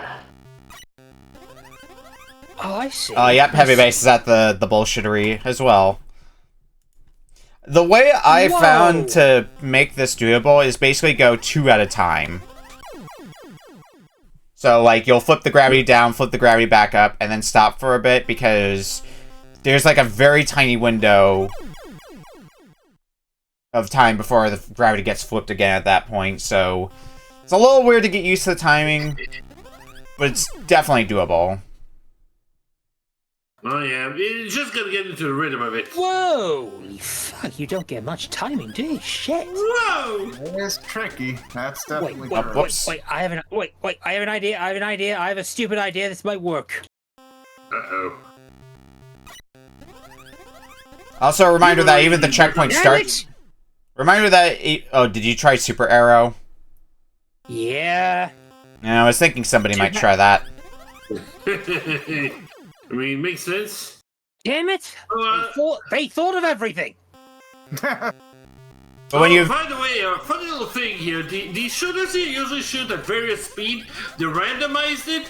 Unfortunately, they didn't think of taking out the 0 from that, so you make it a bullet that's stuck in place. Like so. I got to 4. How many of these things are there? There's a lot of More them. than you would like. Yeah.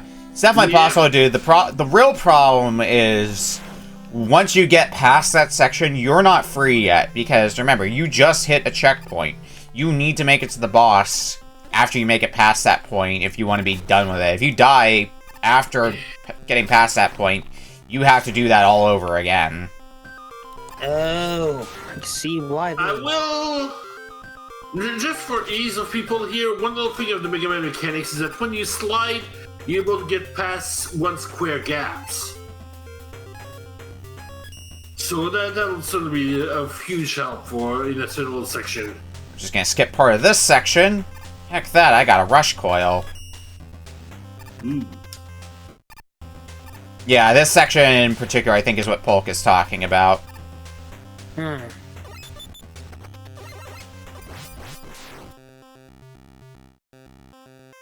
yeah, definitely designed with sliding in mind. Or at least sliding helps a shit ton. Yikes. Oh, yes. Okay, you don't want me to go... I guess you want me to go this way.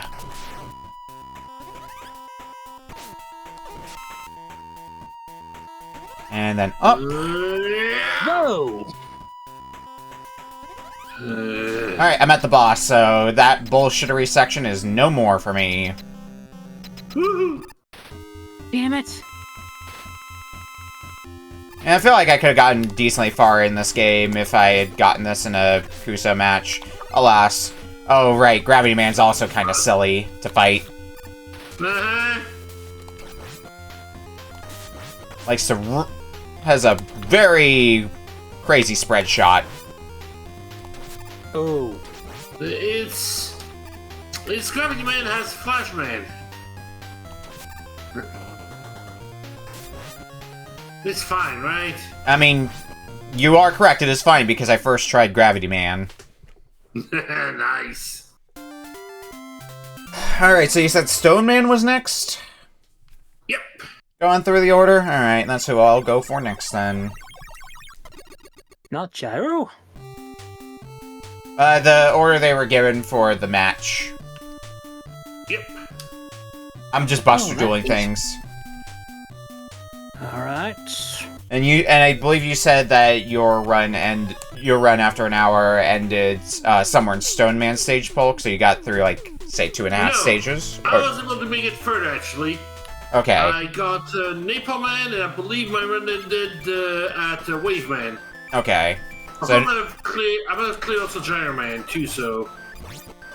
Alright, so which one is next, then, after Stone Man? Because I will likely beat Stone Man by the 30-minute mark. I'll have to double check on that one here. I believe it was Napalm Man. Alright, I'll take your word on Napalm Man. Oh wait, no, Gyro Man, definitely Gyro Man. Gyro Man? Definitely took a rock to that, yeah. Ah. Yeah. Why put the... What's that? I realize now why this is giving me so much trouble, because It's the hit detection. It's where they place the swap lines. The Yeah. swap lines are always on the... For the up arrows, it's on the right side, but on the down arrows, it's on the left side. So there is like a fraction of a... Oh! Yeah. 1 pixel. Yeah. That is exactly why it's such a pain, because you basically have to go the exact distance, and if you undershoot, you don't flip gravity and you fall to your death. If you overshoot, you flip gravity one too many times, and you fall to your death. Yeah, So they should that's why I was really saying do the that. strategy is basically to try to go 2 at a time. Alright, so that's the baseline that you can use as a reference point. Oh! Once you get the logic, Oh, that is it's tiny, evil! That was Yeah. ready command the second one then. Well, And this That's is... evil or badly built, you be the judge. Yeah. And this is Oh. your regularly scheduled reminder that you just hit a checkpoint, so I don't know if Heavybass or Veritasu have been able to make it past that particular section yet. I've passed like 3 of these. Okay. Because but part of what we- makes it difficult is because of the way they do that, you've got this enormous gap you've got to make going from a down to a That's a nasty gap. Oh, fuck. Yeah. Fortunately, that is the hardest part of that checkpoint. Unfortunately, you have to do that shit all over again if you die later in the checkpoint. Yeah. Hope you know Mega Man mechanics. Do do do do do do do do do do. Raining bombs. I'll take that big heal. Gladly. Do do do do do do. No, that's not it. Oh, this looks like it's gonna suck balls if I'm not careful. Uh-huh. Oh, nope, we're fine. We're fine. Do do do do do. This will probably get me DQ'd in an actual match, but I'm going to cheat. Are you safe stating? Anyway, it's the only way I'm gonna be able to. There's no way I'm gonna be able to do this normally because Hey, Polk, remember you were saying about shot speed being set to 0? Yeah, about that. Yeah. Hold on. Wait, what? It's balls, isn't it? Well, I have a rush coil, so I have that as a means to bypass that problem, but... rewind, pause. How do I use like slow down? How do I slow down? I forgot. Oh, shit. I have to ride on these guys, or that's at least what they intend for me to do. Okay. No. Uh-huh. I was just gonna super arrow my way through, but sure. Sure, why How not? does that get to walk? Ah, I got knocked off my super arrow, unfortunately, so there went that plan.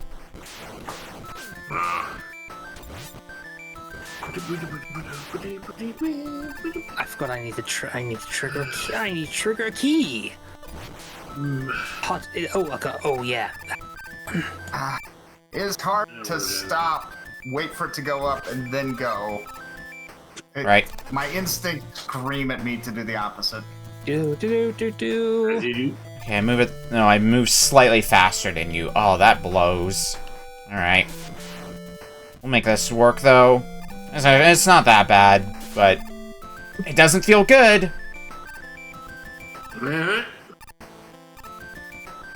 Yeah, I could have absolutely super arrowed through this whole section if I were good enough at the game. I'm not good enough at the game. Okay, I'm gonna reset and put in a password. You're gonna go to a different stage?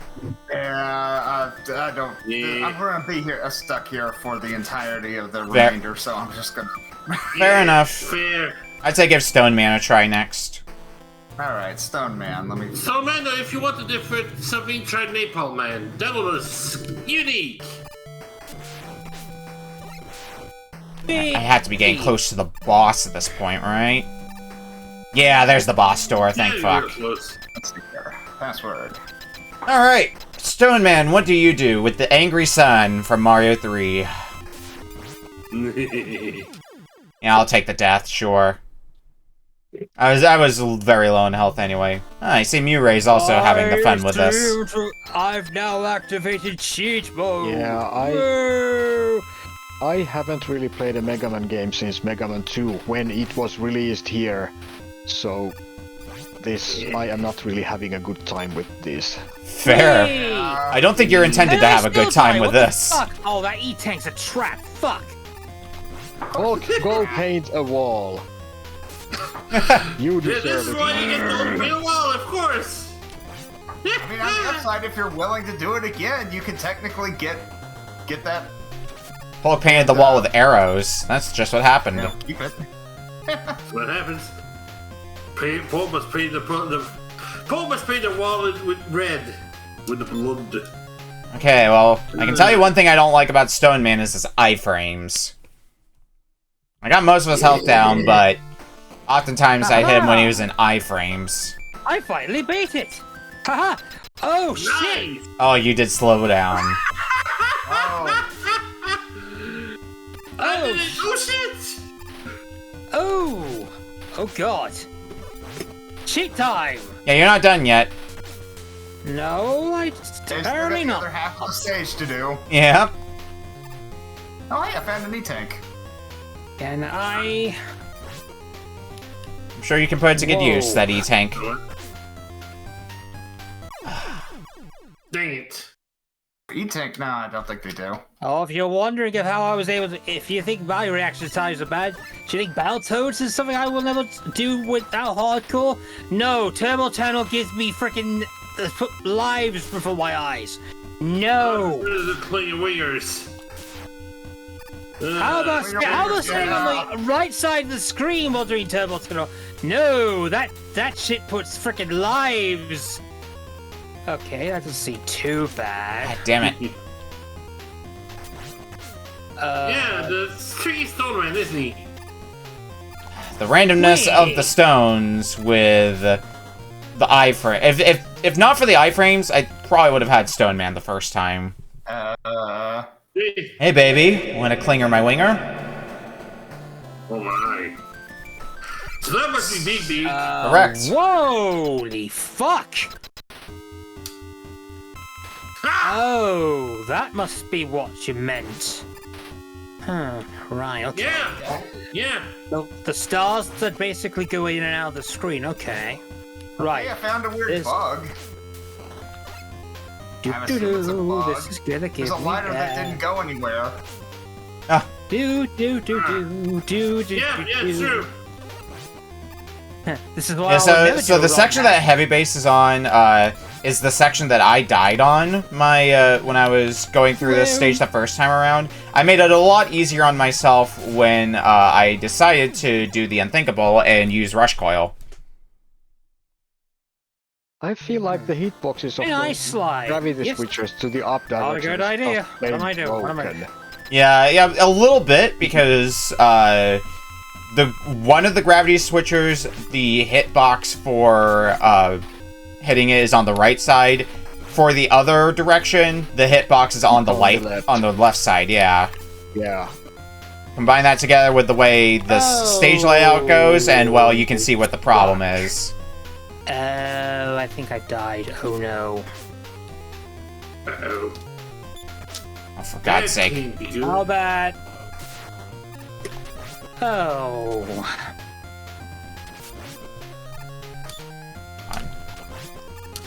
I know I can get you, Stone Man. Note to self: save state at every given opportunity. Note to self: cheat relentlessly. Yeah, The game is Gotcha. gonna F you over after they were back. it's fine. It worked for Battletoads. No mercy. All right, Stone Man's down. So you said Gyro Man was next? Yes. Okay. I don't think I'm gonna be Gyro Man. Napalm Man stage. Napalm Man was real fun to look at. I don't think I'm gonna beat Gyro Man because we've got like 5 minutes left, but I might be able to at least make it to the checkpoint. Ooh. Right. Gyro Man. Yeah, if the game cheats, you can cheat it back. Haha! I'm a genius. Words of wisdom. no! Oh no! I'm a genius. Oh no! I love that gif so much. It's endless. It's perfect.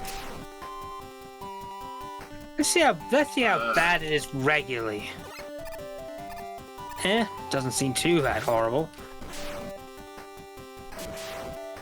Doesn't seem too bad regularly. Oh no! The zero speed bullet strikes again. Yeah. I'm a genius. Oh no! Video game. Oh god.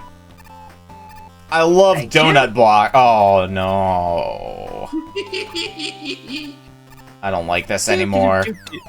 I don't like this anymore. Okay, you want me to go down here? Okay. Okay, how bad are we talking here? No, it's definitely not as bad as Gravity Man. I'll tell you that. This room. Yeah, Oh, uh-huh. Whoa!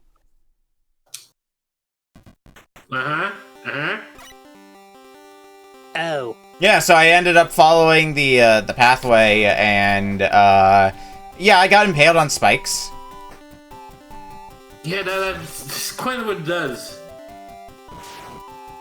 Yeah, so that's definitely going to be a whole section of think fast. I'm gonna take a moment. Yeah.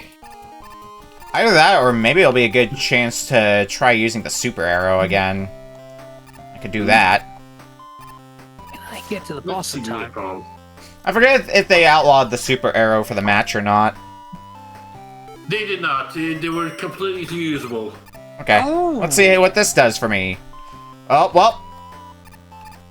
Ah, damn it. It almost worked.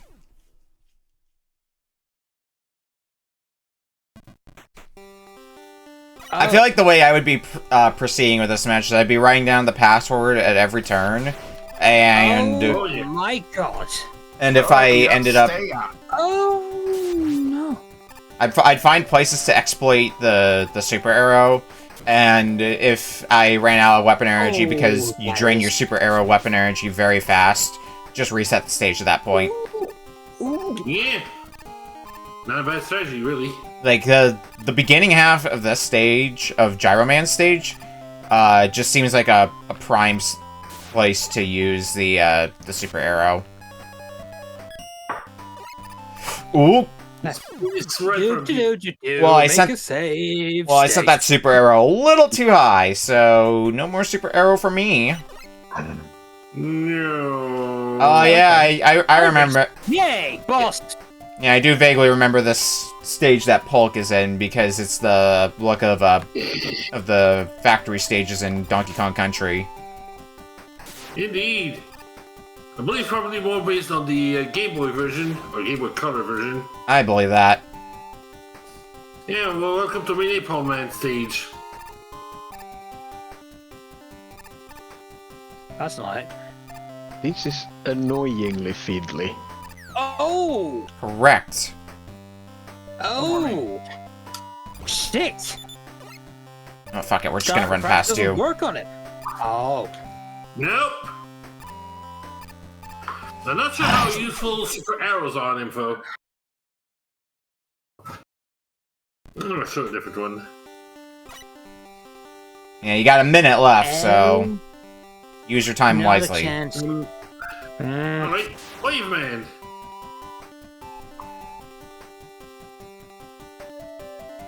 I don't think I'm in the minute that's left. I don't think I'm going to get back to where I was, but I will still at least try. Actually, I might be able to Hail Mary my way through. Kind of just damage tank my way. Do you? Yeah, I got one more shot at this smelly section, and I wasted it. Cool. Yeah. Whatever. Like I said, Finally. if I did this in a match, my method would just be use the super arrow for that section, and if I run out of super arrow, just reset the game.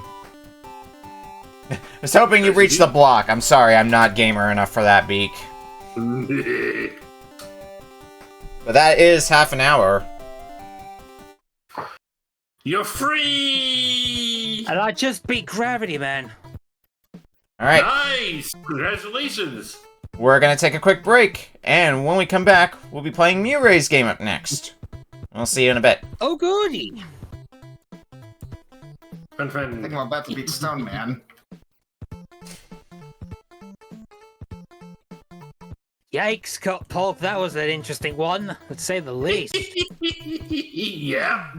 Hard as Yep. nails, but that's a Kuso game for you. Yeah. Yep. That's what we'll do. I'm very Gravity firmly in the Man's thanks, particular. I hate it. Right. Yeah, that, Thanks, I hate it. that Oh, I was interesting. Yeah, You're welcome. Painful, but interesting. interesting, Uh-huh. but annoying, but interesting, to say the least. As Edra was saying I hate here, it, but this interesting. game breaks a lot of the Mega Man hack rules. That's Mm. what we'll do. This reminds me of Rockman 4 Minus decided to take its gloves off and say, fuck it. No, I've actually tried speedrunning. Slow-mo is no-go. Yeah, I know slow-mo is kind of bad. I already did say I would have been disqualified. That's the point. ROM hacks are stupidly hard anyway. Battletoads is hell regular. Yeah, I can't even get past level 3 anyway. And it wouldn't be the first time I've had a hard Mega Man hack in here. Rockman CX, anyone? Uh-huh. Thank God I avoided that train wreck. Anyway, we are back for our fourth game for tonight. From MjuRAE. Alright, Maria, Well. what do you got for it? I went back in my gaming history a great long distance. When back in the 80s when I got my NES, it came with 3 games. One of them was Ice Climber, which was the pack-in title. One was Super Mario Brothers, and then the third one was this, which was packed in by the reseller for some reason. This is the first game made under the Rare name, and this is the first NES title developed outside Japan. So everybody, have fun with Slalom.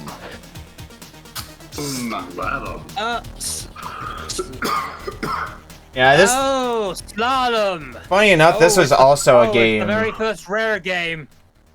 Well, I wouldn't necessarily say the first one, but I think the first one under the name Rare. Well, Yeah, yes, I this is the think- first under the name Rare. Basically, the second one, since Slalom VS is the first one. It's the arcade. Yeah, because Oh. Yes, arcade thing. I'm pretty sure stuff like Jetpack did predate this. You know, ZX Spectrum stuff. I mean, yeah, they were doing stuff on the Spectrum before this. There is All of a one- sudden, I'm What here. they showed off to Nintendo and said, "Hey, look, we reverse engineered the NES and made games. Can we make stuff for you?" Yeah, I remember playing this because I had this with my NES, but I don't remember too much of it. I do remember enjoying it though. Maybe because Was this on Rare Replay? yes, it was on Rare Replay. Was it the first title on Rare Replay? If it is, I've never. No. I don't believe it is. There are the games. Ah, okay. I think I'm trying to remember if there's any more because I'm pretty sure we still haven't. We have we seen Snake Rattle and Roll on here? Pretty sure we have. For what, Retro Book Club? Yep. Yes, I think I we played have with seen that. Snake Round Roll on here. We've seen Cobra Triangle on here. We haven't seen RC Pro-Am on here. Someone should get onto that. That's actually a decent game if I recall. And of course we've seen Battletoads on here. Of course, Where- everyone's. Yeah, if you never played Battletoads before, wait, just get to level 3, and you'll know why. Enjoy level 1, and you can forget the rest. Enjoy level 1 level so that way you 1. can hate the rest of the game. Okay. Yeah, there are much Yep. worse stages. Hello, what was it? Hello, hello, level 7.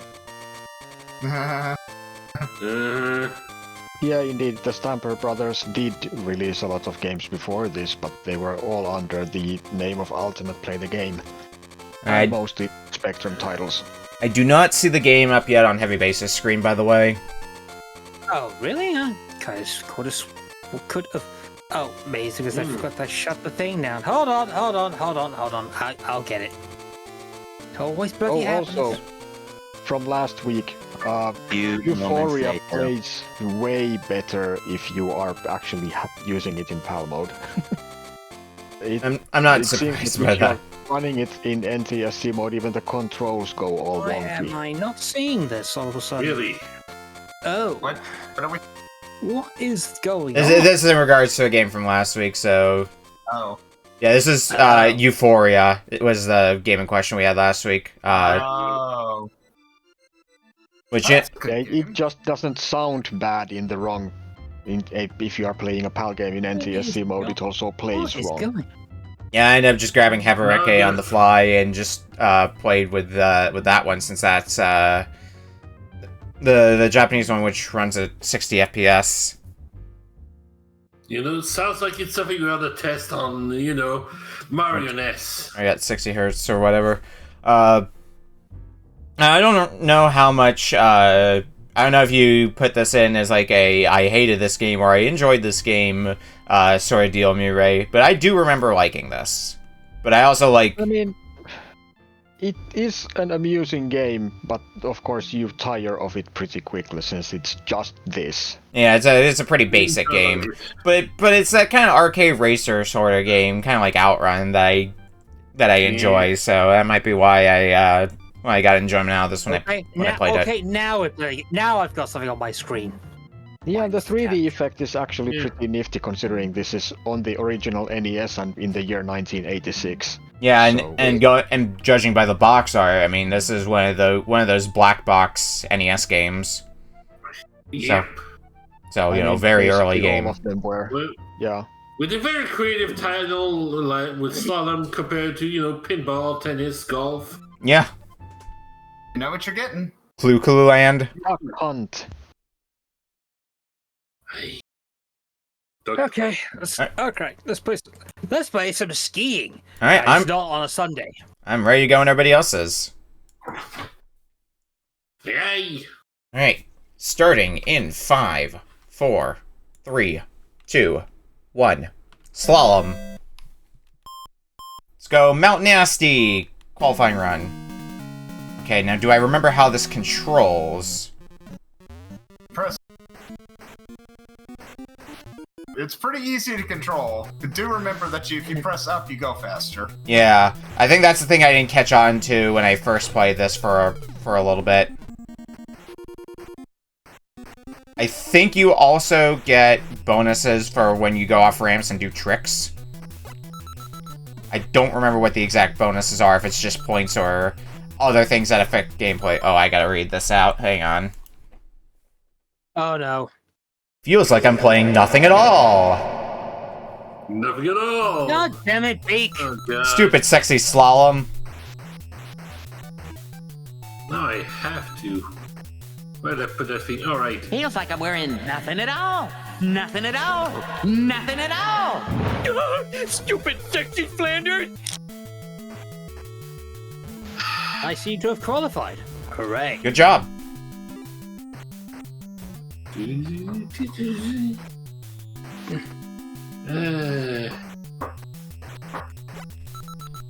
Let's do some more jumps. Goofy celebrations this side of Campbell. So the old cotton candy. And I think we're at the end. Yeah, finish! With 3 seconds left on the clock.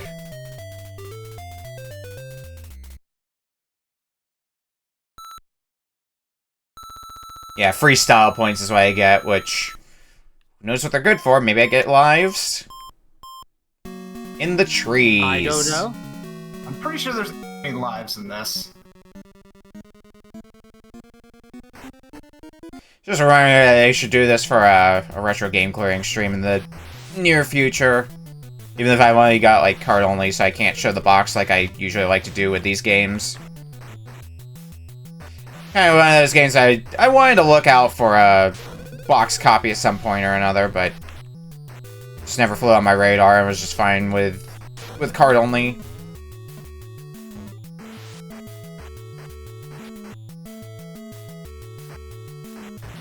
And also sometimes be very easy to overcorrect in this game. Yep. Especially if you have to deal with the other skiers. You Game must over. have physics. I'm gonna hang out over here on the far side. Seems a bit safer. Well, was safer. Because we got these guys snowboarding back and forth now, which caused their own slew of problems.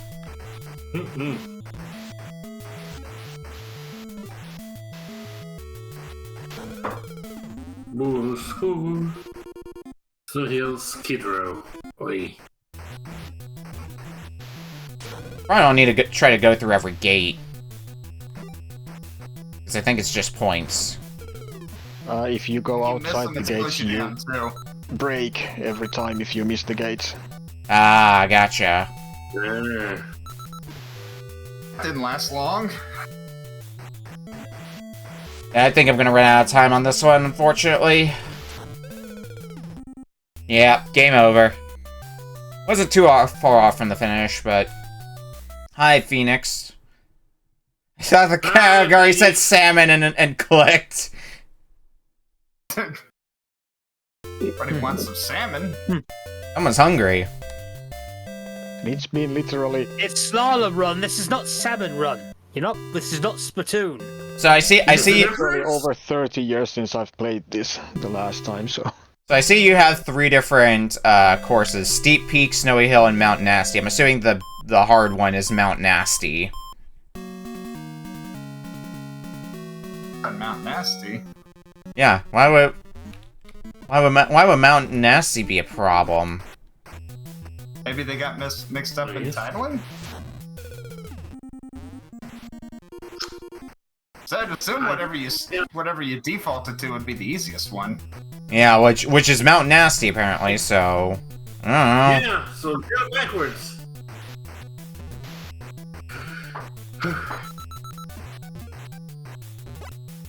British, they drive on the wrong side of the road anyway. Yeah, I don't know what they're talking about.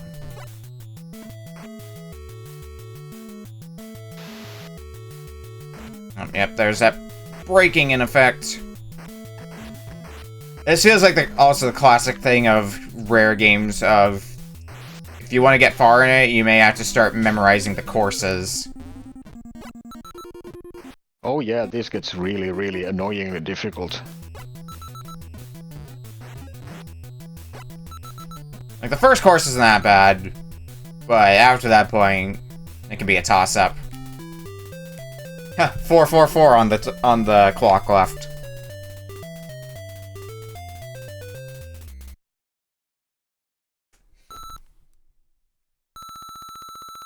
Let's get those freestyle points. And go in the trees. I mean, I have beaten, at least a, snow-related sports game, because I have beaten Heavy Shreddin'. You know, another classic bit of jank. Good. Good. The Crystal Cruise.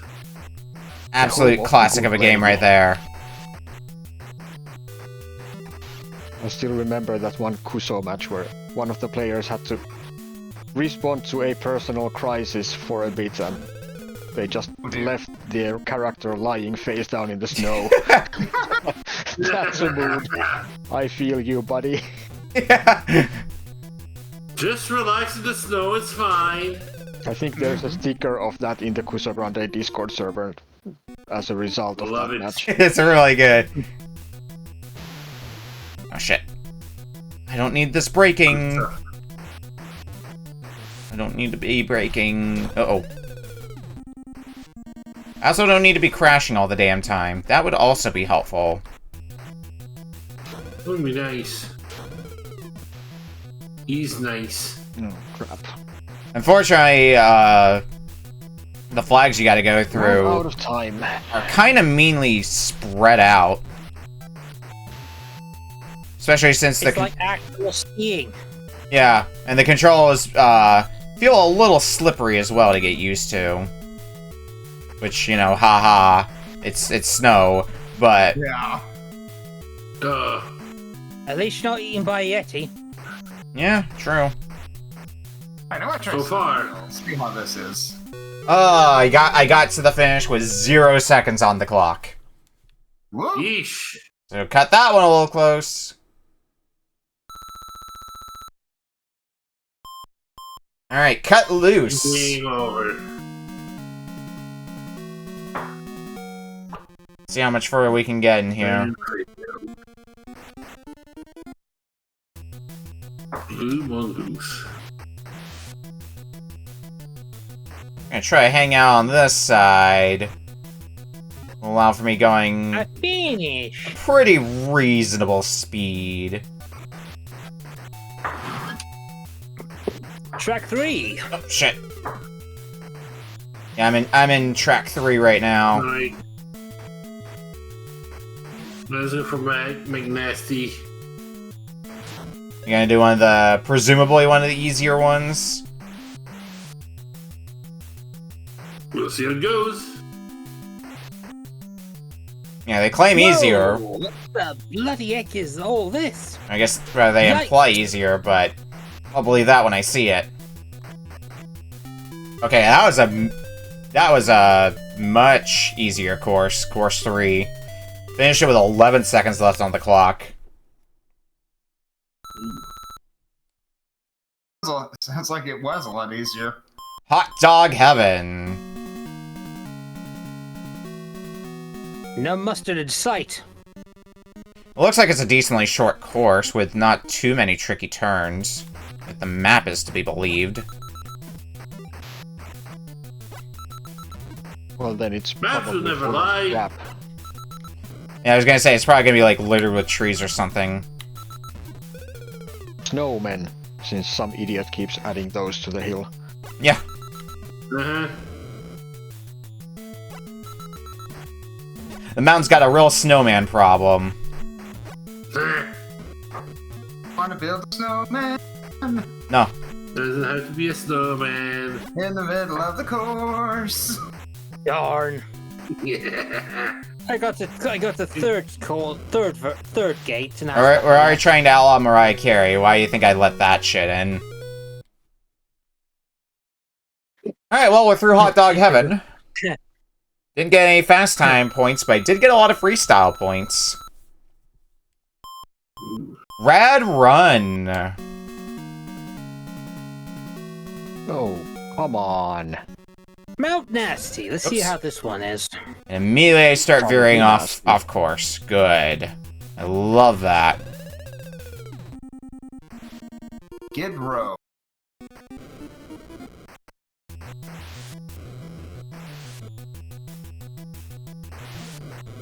Yeah, points have been doing nothing for me, so I think the approach is just fuck points, go as fast as possible. Mm. Yeah, if you jump on those little lumps, it just slows you down. So, Yeah. Well, now you tell me. Oh yeah, you could get points, though. Points would never lie to me. What's the point after all? Well, the high score is the reason for points. I mean, yes. Early days of the NES. What is best for life? To maintain a high score, to be on top of the limit, and not to get the limitations of the women's. Why would we ever want high scores? Oh, I am not going fast enough for this course. I think this is where my run ends, is stage 5 of Mount Nasty, unless I get really lucky. Nope. Went tumbling into the snow, so I think that's it for me. Yep. I can't believe I fucked up a Conan quote. ah. Alright, well, stage 5 is not too bad. In the trees. I got How lots bad of is this trees. one? Yes. Yes, it is pretty bad. Whoa, whoa, whoa, whoa, whoa, It's whoa, time whoa, to fun. whoa, whoa, whoa, whoa, Across the whoa, edges. whoa, The whoa. ending. Holy fucking balls. Reaction times. I love that you can get, like, points, but outside that results screen, I don't see them ever mentioned again, those points. No. They are. No, sorry, I think the high score table is also just for times. Yeah. So, like, the points just make you feel better, I guess. I guess I should do retro achievements. Yeah, there's probably some retro achievements for points. Yeah, probably. But I'm not in the mood to care about that.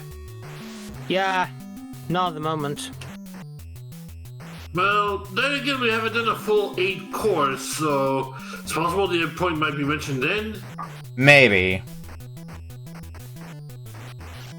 Can't exactly rule out the possibility, at least. I could definitely say at least the snowy whatever mountain is easier. Snowy Hill. Oh yeah. Is it not as many stages as well? I think they're all 8 There's 8. stages. Are they all 8 stages? Okay.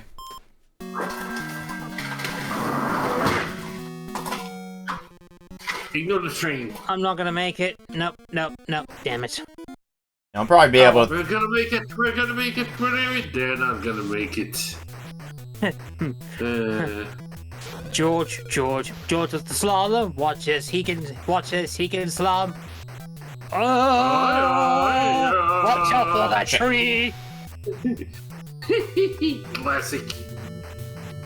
Watch out for that snowbank. It's always the nuts, man. It's always the nuts. Always the coconuts. It's always the nuts, man. It's always the nuts. Start picking up speed again. Start picking up speed again.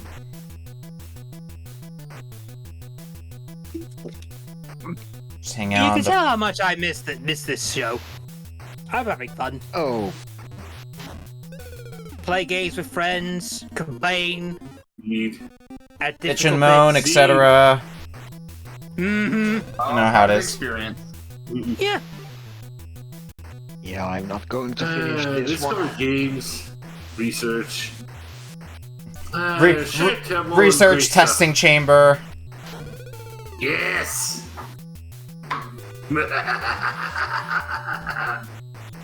Probably not things I should say out loud when I have a match this weekend.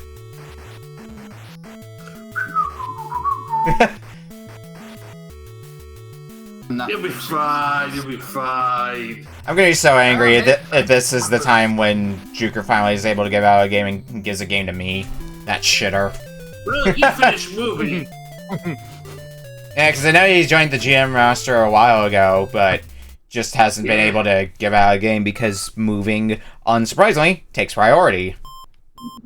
Yeah, you didn't expect to move either here. Seemingly just suddenly the people in charge said, yeah, we're guessing for bugs, and also you're all gonna move out to the Revolution building. Yeah, it turns out, housing sucks sometimes. Yeah, go figure. Like, I'd like to not be told on a whim. By the way, you had to move out in, like, a week. I don't know how much... Wait, you're getting kicked out in a week? No, I'm not. But, just like an example. Oh, right. Because I don't know how much advance notice, Juker got about it. About a month. Oh, shit. Yeah, he's moved in another place now, so he's fine. But it was... Yeah. Oh, thank goodness. Otherwise, But it was- I would've but it lost was- the money, man. But it was definitely a stressful time for him. Yeah, I can imagine. I did gift him. I think I remember gifting him a Octopath Traveler one time. Oh, that was a It good was game. on his wish list. Yeah, I could actually run it on my new PC. 4 figures, by the way. 4 figures. I figured it's worth the money. Indeed, it's a PC after all. Yeah, PC is one of those things where I'm like, probably shouldn't cheap out on it because it's something you want to build to last you a while. Yeah. Yeah, I mean the old one lasted 10 years.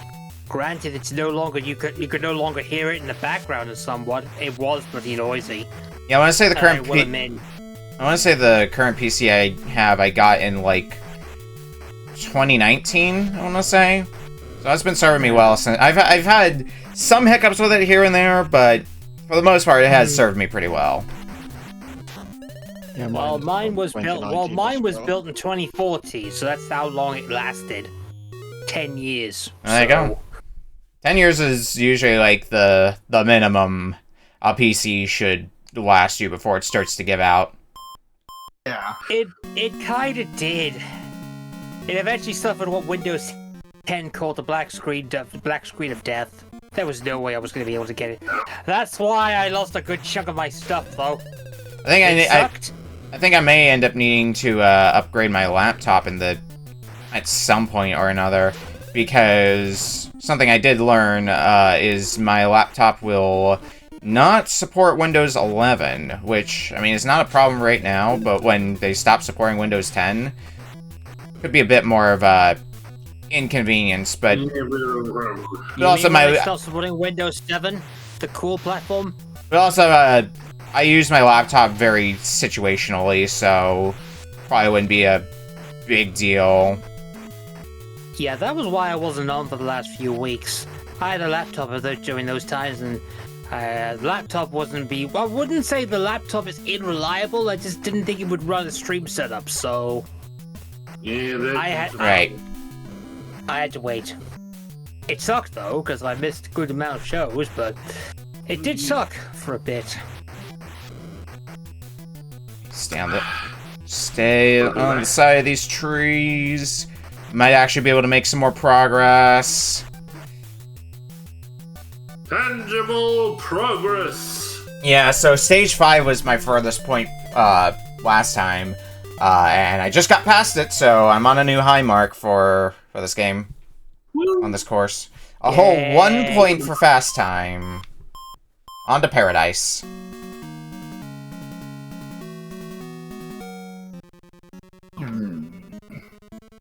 How much is it like Paradise? It is a very long course, though, evidently, based on the 3-minute time limit. Oh boy. Oh god. We're Paradise, you'll be here forever. yeah, we may be in for the long haul on this one.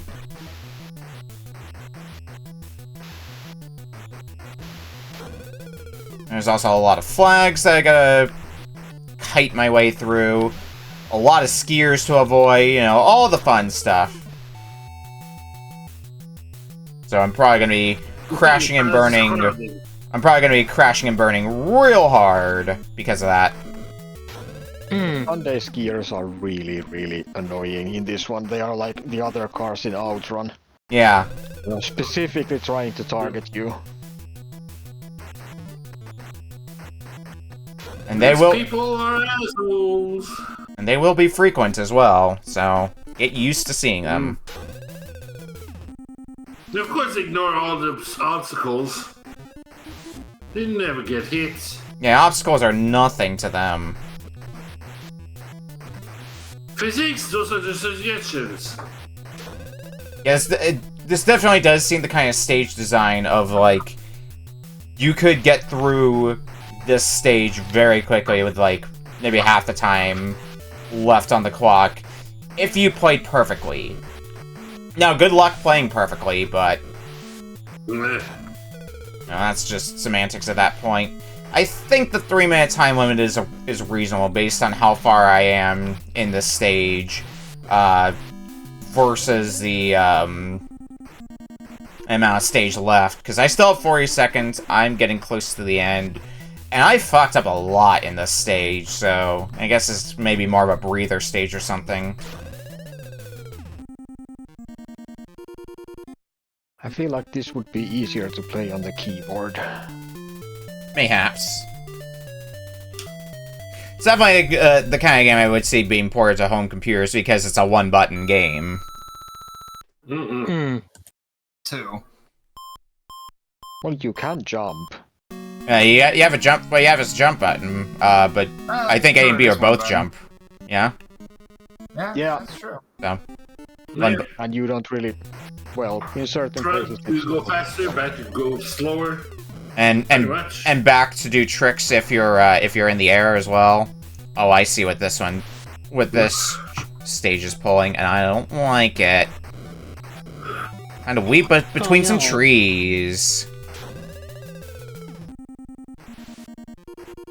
I also didn't make a note. Oh, I think it's a 2-minute time limit I have to deal with here, so I think that's what sounds about right based on how long I've been in this stage for. Which means I am not going at a quick enough pace for this currently, I don't think.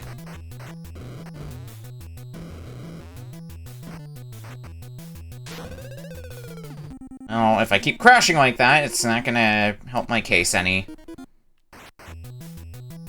Nope. Have you considered not crashing? Consider it, but a little too much effort goes into that, so... Have you considered doing fixing? Have you considered not slalomed? Nah. Okay, well, I see what... No. Oh well, at least it's not Well, simple. I did consider not slaloming, but I venture that the alternative would have been worse, so... Well, the alternative would happy have with what you been got. Snowball Kids, but I don't think we want to go that far. I think we've had a Snowboard Kids game on here before. I think we've had... I forget if it's the first or the second that we had on here. I'm pretty sure I wasn't here for that. Oh, yep. I ran out of time, but I made it to stage 7 on this run, so pretty good push. That's good. How long we got left? 6 minutes. That went fast. Like slalom. Yeah, it turns out Slalom actually... You're having fun. Yeah, turns out Slalom actually like a fun game. A basic game, but still a fun game. And Snowboard Kids 2 in Season 4. Okay. So is anybody else still on a push that they want to get to the end of before we wrap up? Nope. I'm trying to finish, see if I can get through snowy slide. Okay. I'll let the timer keep going then. Slalom. Yeah. Slalom, for when you want to pass your driver test. I thought that was driver. You're the wheelman. Yes. Exactly. Slalom. I'll never forget that one. Because every Frenchman that tips in will crash immediately into a tree. Okay, I went on a different course and immediately my top speed is so much slower, so this is definitely designed to be easier. Sounds good. If I play through this on stream, I'm probably gonna try to go through Mount Nasty, which I think I can get based on how I did today. I don't know how bad the last course is, but if it's only 8, I was like a course and some change off from clearing. Still cruise. This is where I died last time. Well, good luck. You'll need it. Good luck. Good luck. It definitely does feel like the timer is a lot more generous than Outrun, though. Like, if you were to play this game, like a stage in this game perfectly and a stage in Outrun perfectly, you would very clearly see a difference in the amount of time remaining. Whereas I think it's harder to play a stage in this game perfectly compared to Outrun. Part of that being the turning. Yeah. Because the turning is, higher volume of obstacles in the middle of the road. obstacles in the middle of the road, yeah. I mean, there's obstacles in the middle of the road in Outrun as well. They're just other cars. Very much. Well, at least in Outrun, in this game, if you get crashed in some of those obstacles, you might still make it. Outrun, not as likely. Yeah. So, Yeah, I think they try to account for that a little bit more in this game with the time limits. Yeah. But this one, you only paid all the quarters you need to have the full game. You know you have your money.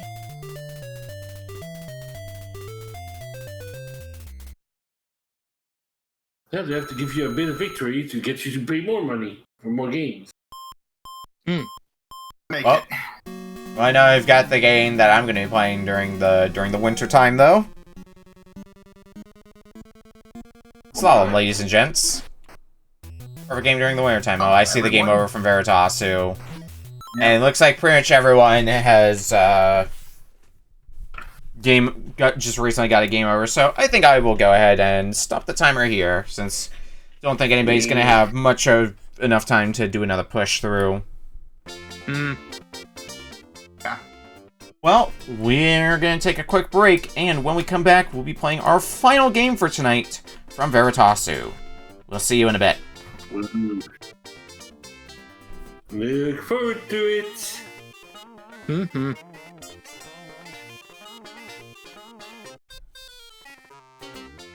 I'm sure it'll be fun.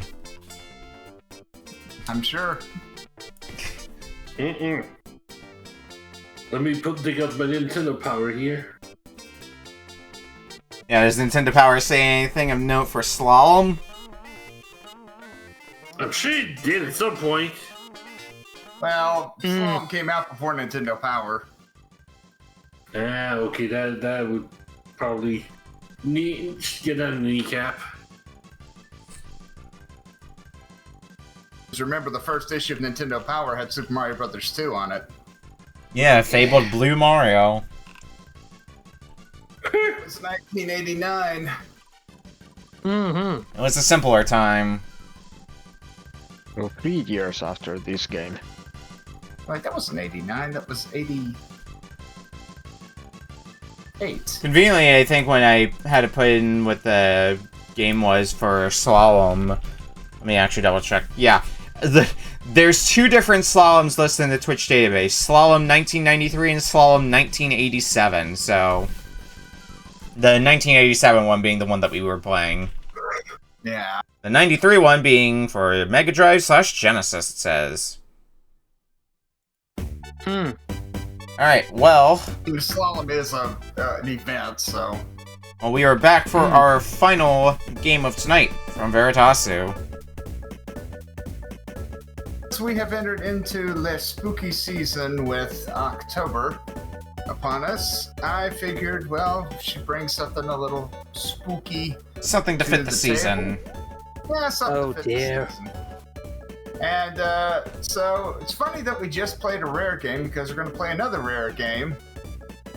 This one, developed by Rare, published by LJN, based on a popular horror movie series. It's Nightmare on Elm Street. Oh, With 4-player support. Yeah. But Oh why? yeah, this one. I remember this one. I This remember was hearing... random. I remember hearing, contrary to what was said on AVGN, this game is actually okay. I haven't personally played it, Fine game. but I remember hearing it's adequate enough. Kind of like Jaws. Yeah. I remember it on the shuffler. Also, the title screen has a good What face. is that? Yeah. That's a Teravad certified face. I didn't know I was playing more Dead by Daylight tonight, but here we are. Yeah. You'll never be free from Dead by Daylight, Polk. Let me just go and put this face in the Discord. I'll be here forever. I mean the Until Dawn people remade that game. There we go. Which, by the way, is also Oy. Until Dawn's coming back onto Steam and to PS5. That's gonna be fun. I remember the game being interesting enough. Alright, I'm ready to go and everybody else is. Alright.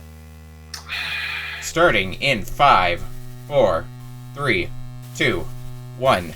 A Nightmare on Elm Street. Do you want to do 1-player, 2-player, 3-player, or 4-player? Gonna do.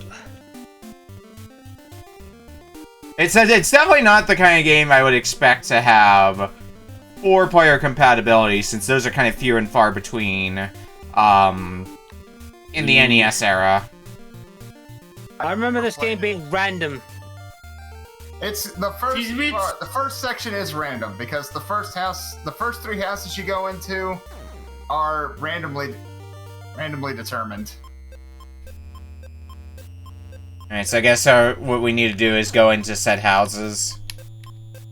Yeah, just press up in front of the doors. If you don't go in one, then just move on to the next one. Okay. Because I'm like, I was pressing up in front of doors and wasn't going in them. Yeah, it's not... If you don't know about that, it gets very confusing. But yeah, the first 3 houses, it's the same stages, but the entrances are randomized. And then after that, it's completely static, with no random elements. Pretty linear at that point. Yeah. Neat. My house too. If I remember correctly, you gotta collect Freddy's bones in order to burn them or something like that. I'm sorry, what was that? Like Freddy's If I remember bones. correctly. Oh, yeah. Yep. That's what you're doing in each stage. You're having to collect all of the bones in order to move on. Alright. Now, since I've already died, death does spawn you right back where you died. I don't know what the continue situation... I remember this game having limited continues. It does have limited continues. But I don't know how many. I think it's like 3 or 4. Okay. Well, I just pressed up on every door, and none of them let me go in them, so... I'm gonna try resetting. Is it a case of... Are you able to go into any of the 3 doors? It's gonna be one of the first 3 houses. Okay. The first 3, as in the order that they are on the street, those are the randomized ones. Everything else is completely linear. Okay. That's what it is. So, like, for me... There, finally got into first one. House. Yeah, there you go. For me, it was the first house, and then it was the 3rd house, and then I'll have to backtrack to the 2nd house afterward. Okay. So, I was wondering if it was going to be, like... Is it anywhere, like, on the map? Like, it just picks 3 doors at random from the entire map. That's kind of what I was wondering. But... No, Aha. it's just the first 3 areas. I guess it's just a bit finicky with where you need to stand in order to go into the house.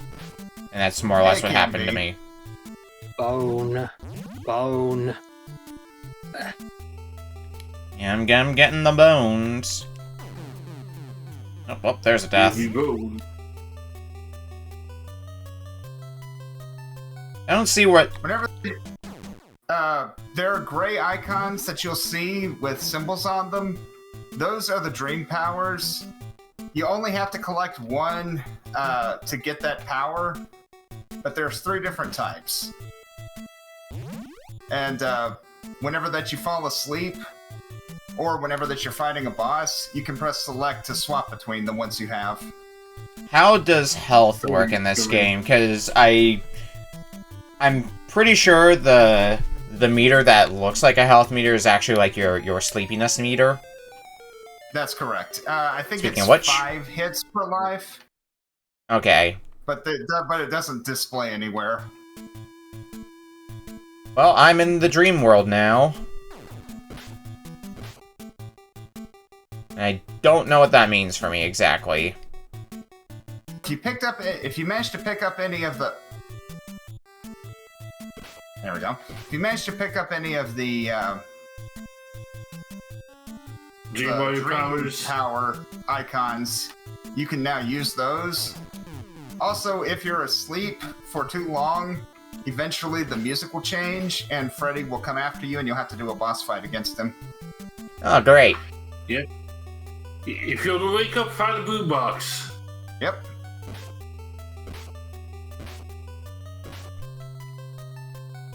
Well, I'm missing. So I'm missing a bone in this stage. I'm missing a whole 1 bone, and I don't know where it is because I've gone back and forth through the whole stage and do not see it. Sometimes you just gotta look very carefully because sometimes they'll be in places that they kind of blend in. Oh yeah, I see it now. Yep. Alright, well I have all the bones now. Let's move along here. I should have been here. Punch. Punch. Punch. Means now I have to also collect more bones. It's Nightmare on Punch Street.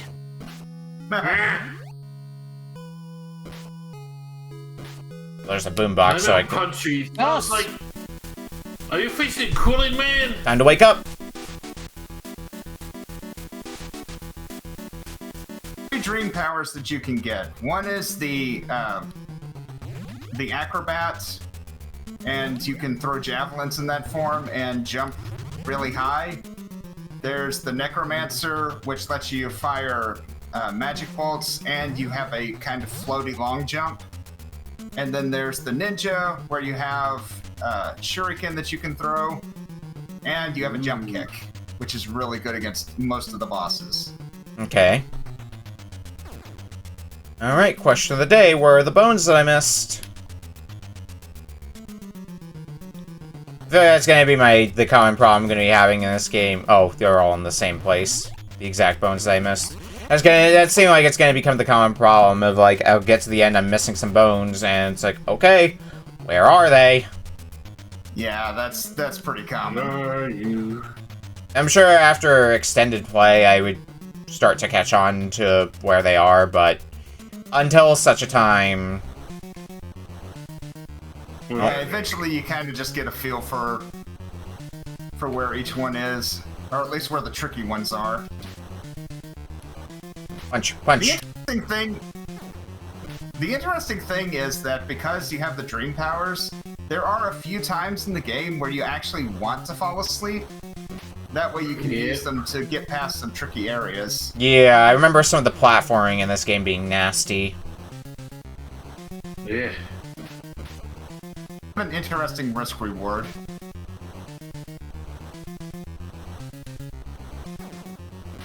Yeah, because even if I haven't really played this game before, I've definitely seen it played before. Not just seeing the AVGN video, but also seeing other people play this game from time to time. The game you hear about eventually, whether you want to or not. Yeah. I do not like this hand boss, though. Feels a bit random. Did you pick up any of the power-ups? Nope. Oh, well. Try hitting select. I beat the hand. Okay. Well, when you're in the boss fights, if you have any of the dream powers, you can press select in order to change to them. You can tell based on some of the sound effects that this is a Rareware game. Oh, yeah. Yep. And it's got that David Wise soundtrack. Some of the sound effects, the design look they use for the points that you get is pretty distinct as well. Yep. The claw with balls for its arms also reminds me of Double Dragon Battletoads. Yep. Battletoads That's what I was thinking as well with that. Alright, today's adventure of How Do I Enter Door? That is a good question. How do you enter door? Well, I'm trying to. I'm pressing up on it, and I pressed up on the other door as well, so... Ah, shit.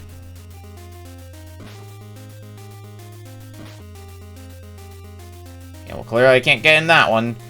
Okay, let's head back to the right and see if there's another door, because... Okay, well, not that one. Okay, cool. Great, awesome. Great. Now I have to wonder how the multiplayer plays on this thing. Can't imagine it's going to be particularly good. It's still... Just because... Even if it's not good, it's still fascinating as a bullet point, being one of the only games to have... You know, actually, in a second, once I'm done trying to enter doors... I'm assuming I want to go into I want to try to go into the door that's open, or does that not matter? It doesn't matter. Okay. Doesn't matter. It's just completely random on those first three houses. Okay, well, so the third house was the first one that I had to do. I guess I'll go try going back to it. But I've definitely pressed up on all three of these doors at this point. And I've also tried readjusting where I'm standing. And I have not been able to go into any of them, so... This is It's one of those days, I guess. I don't know, one of them's gotta work. And I'll try going back to the third one and see if that one happens to work now.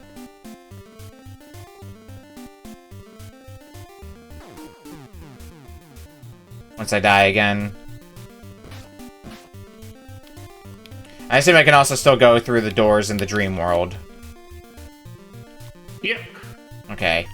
Yeah, third house isn't working, not that I expect it to, because that's where my, that's where the stage was for me, or where the first stage was. Second house. Also not working. Oh, Oh, now it works! Hang on. It's been in the... That's pretty Sometimes it interesting. can be a bit fiddly on where you have to stand. Yeah. I wanted to test something else, and I might test this with the next house. If it's a case of you have to hold down up to register a go in the door command instead of just tapping it. Yeah, Ooh, key. yeah, I think that's probably the case. Because I always naturally just hold up whenever that I do that. So Yeah, I I- may not have even realized it. Yeah, I tend to just tap it. So, if it's a hold, then I wouldn't have caught on to that right away. But since I know which door is going to be the last one, I can experiment with that a bit once I get out of this stage.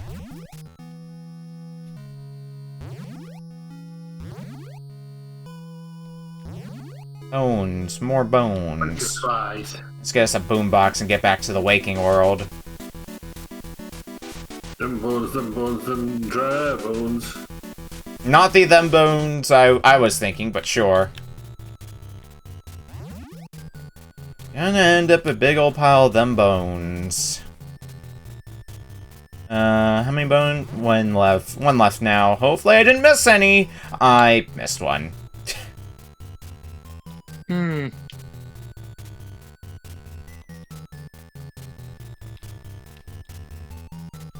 Well, Where's that last one?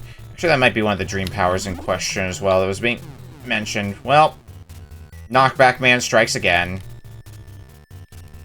as it does.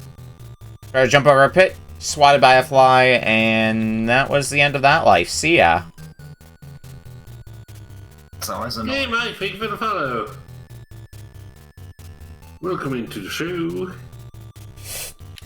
No, let's not try to make that jump this time like a fool.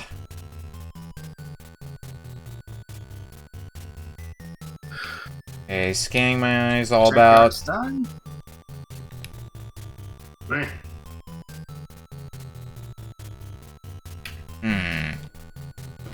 Hold this down. Where is this bone blending? Oh, I see. It blended in with the web. Yeah. That's mean. yeah, Yeah, it can be kind there of... it is. Okay, I have powers of the dagger now. Yeah, that'll make the boss fights a lot easier. Yeah, just a little bit. Oh, yes. But I'm also probably getting close to running out of continues if I had to guess. 'Cause I've used a few. Uh-oh.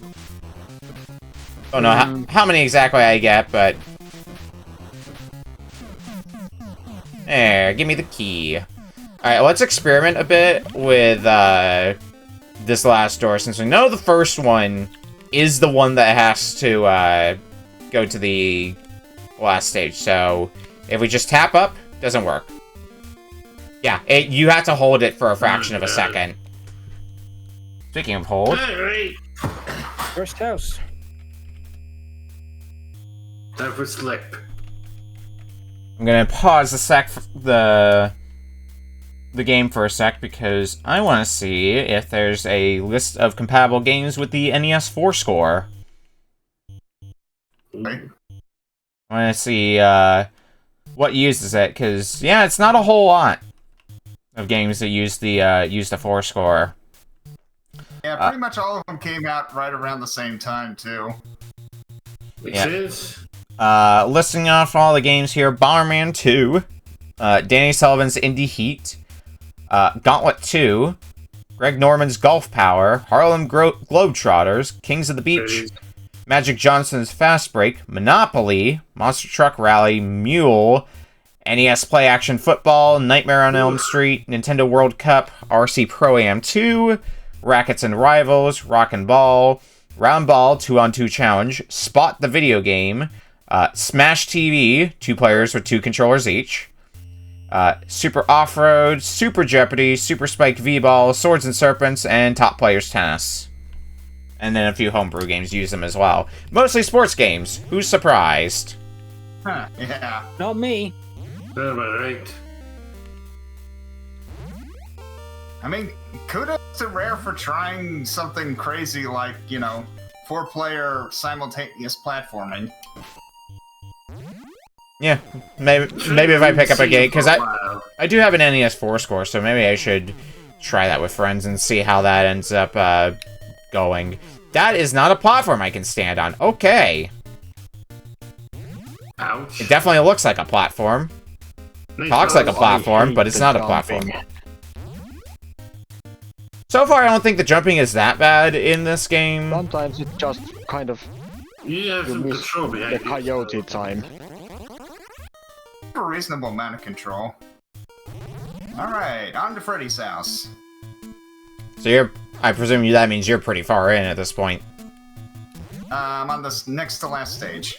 Alright, so you could beat the game then in the allotted time, because we're 17.5 minutes in currently by my timer. There is a chance. It's not a terribly long game, honestly. Just a little random. Yeah, based on what I'm playing of this so far, it doesn't seem like an especially difficult game, at least once you get acquainted with it. But maybe the late game will prove me wrong on that sentence. It's got a couple of spots that can be particularly tricky if you're not using your powers effectively. But by and large, it's pretty reasonable. Yeah, I'm on last life for this continue, so we'll see if I have another continue after this or not. Also, the double hits the enemies do that are really rude. Okay, I saw a door earlier, so I guess that's where the game wants me to go? This door? Yeah. How many stages is the game, then? 7, I think. 7? Okay, that's a pretty reasonable length. Yeah. Yeah, because it's the first 3 houses, then the car yard, then the cemetery, then Freddy's house, then the high school. Is this game over? Nope, I still have another continue. So you get a lot more continues than I thought. It is pretty generous on that front. Felt like I would have run out by now.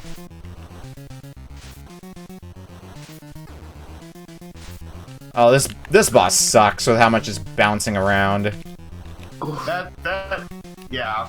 Your best bet there is doing jump kicks into him. Okay, jump kicks. And I was gonna try to...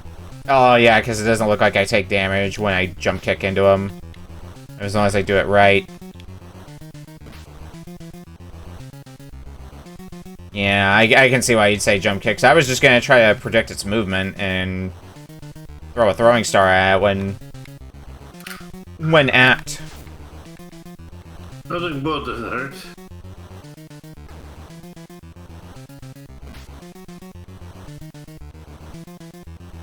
Back here. Dying. Game over! That's full game over for Polk. Yep.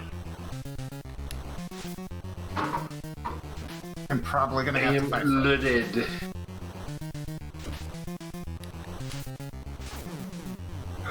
Yeah, the reason why I started gravitating towards throwing stars is it appears to have the property of when the boss has iframes, that also means the boss can't damage you.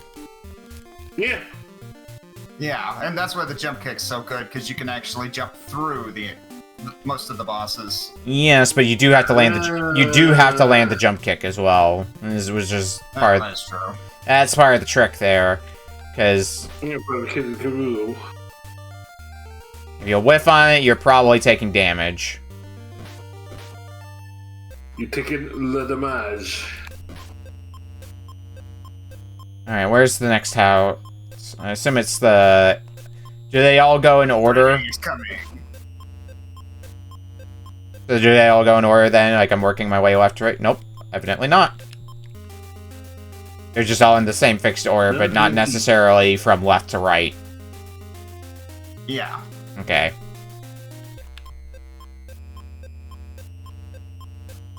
Okay, it's not this house either. At least this time I can be a bit more confident in saying that now that I figure out the whole having to hold up instead of just press it. What houses have you done? Okay, well, it's not the cemetery they want me to go to. Did you finish the first 3 houses already? Yes. Okay, then you're gonna go all the way to the end of the road. Cool. And then you're just gonna work your way back, basically. A nightmare at the edge of Elm Street. There's the junkyard.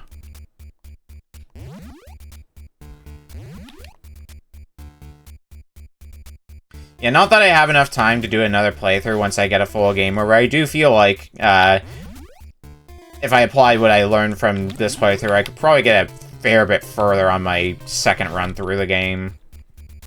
Probably. Be able to conserve a lot of lives. Just 2. Oh, well, impaled with spikes. Of course, this is also probably past the point where the game wants to play nice.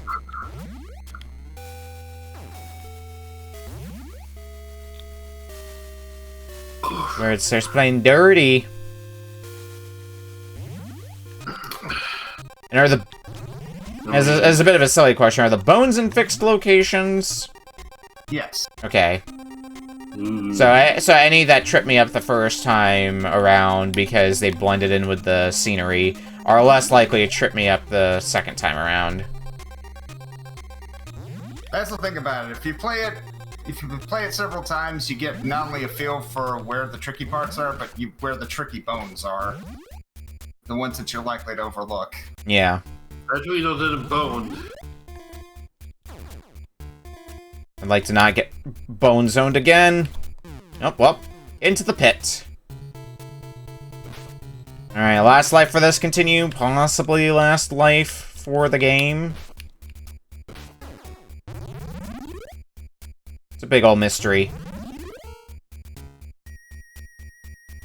Oh, and I missed 2 bones. Cool. They're probably in the beds of pickup trucks, because they blend in really well. Does it matter? That's game over. So I'm back to the start.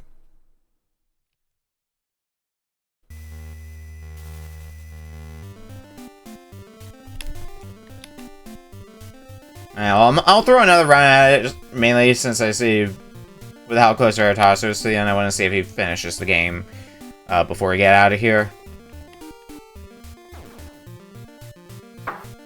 Could happen. Couldn't happen. We'll see. Well, I'm in house 3, so...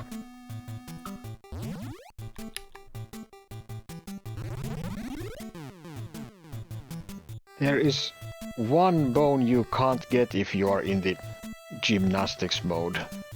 Yeah. It's... Yeah, kind of know Why? this. Curl up into that ball. I assume that could be mitigated, because you can just press select to toggle it off, right? Yeah, that's what you do. Doesn't make it less of a nuisance, but... Yeah.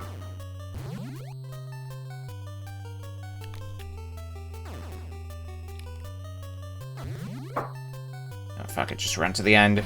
Or try to run to the end anyway. Boop, boop.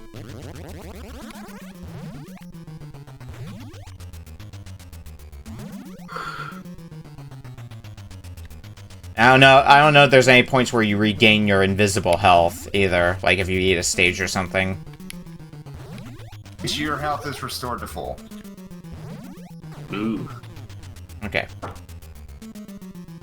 Well, didn't matter, because I died again.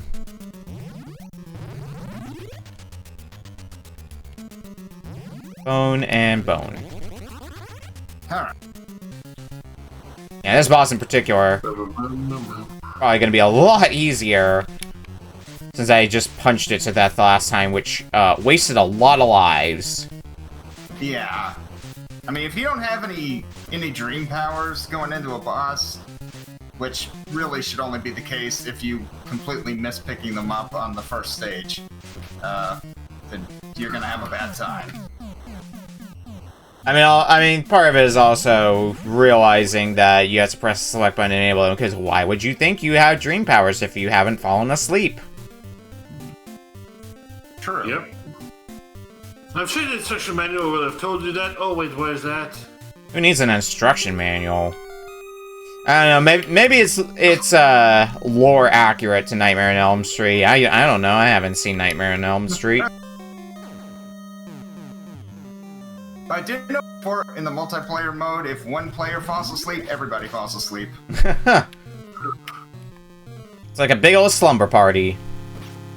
Yep. Alright. On to the high school. You got 3 minutes left. Okay, I'm not gonna finish it in 3 minutes. Ain't happening. I may finish it during the wrap-up, but... Yeah, I don't know how you're doing life-wise. If you've been conserving lives well, or if you've spent a fair few. I've lost a number of lives, but I should still have like 3 continues left. I keep getting kicked into pits. Thanks, bats. Darn it. Knockback Man strikes again. Yeah, I wanted to punch out the spiders first, so that way I could not have to worry about getting knocked back by the spiders.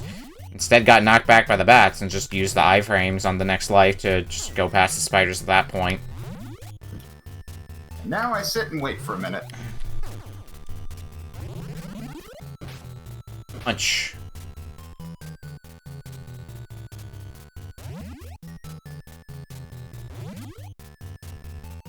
Remainder of those bones. Get some coffee. Oh, wait, I can speed this up. Forgot. There we go. And I missed a bone again. God damn it. Oh, right. It's this bone. The one that blends in with the web.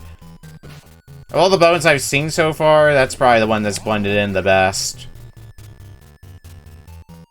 I guess there's the ones in the stage that I made it to that I don't know. I didn't find them. Those might blend in better.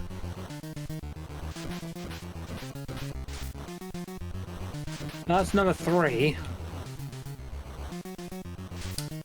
1 minute left. I'm gonna stop there. 3 levels is fine. Yeah, three levels is a pretty respectable amount. Hmm.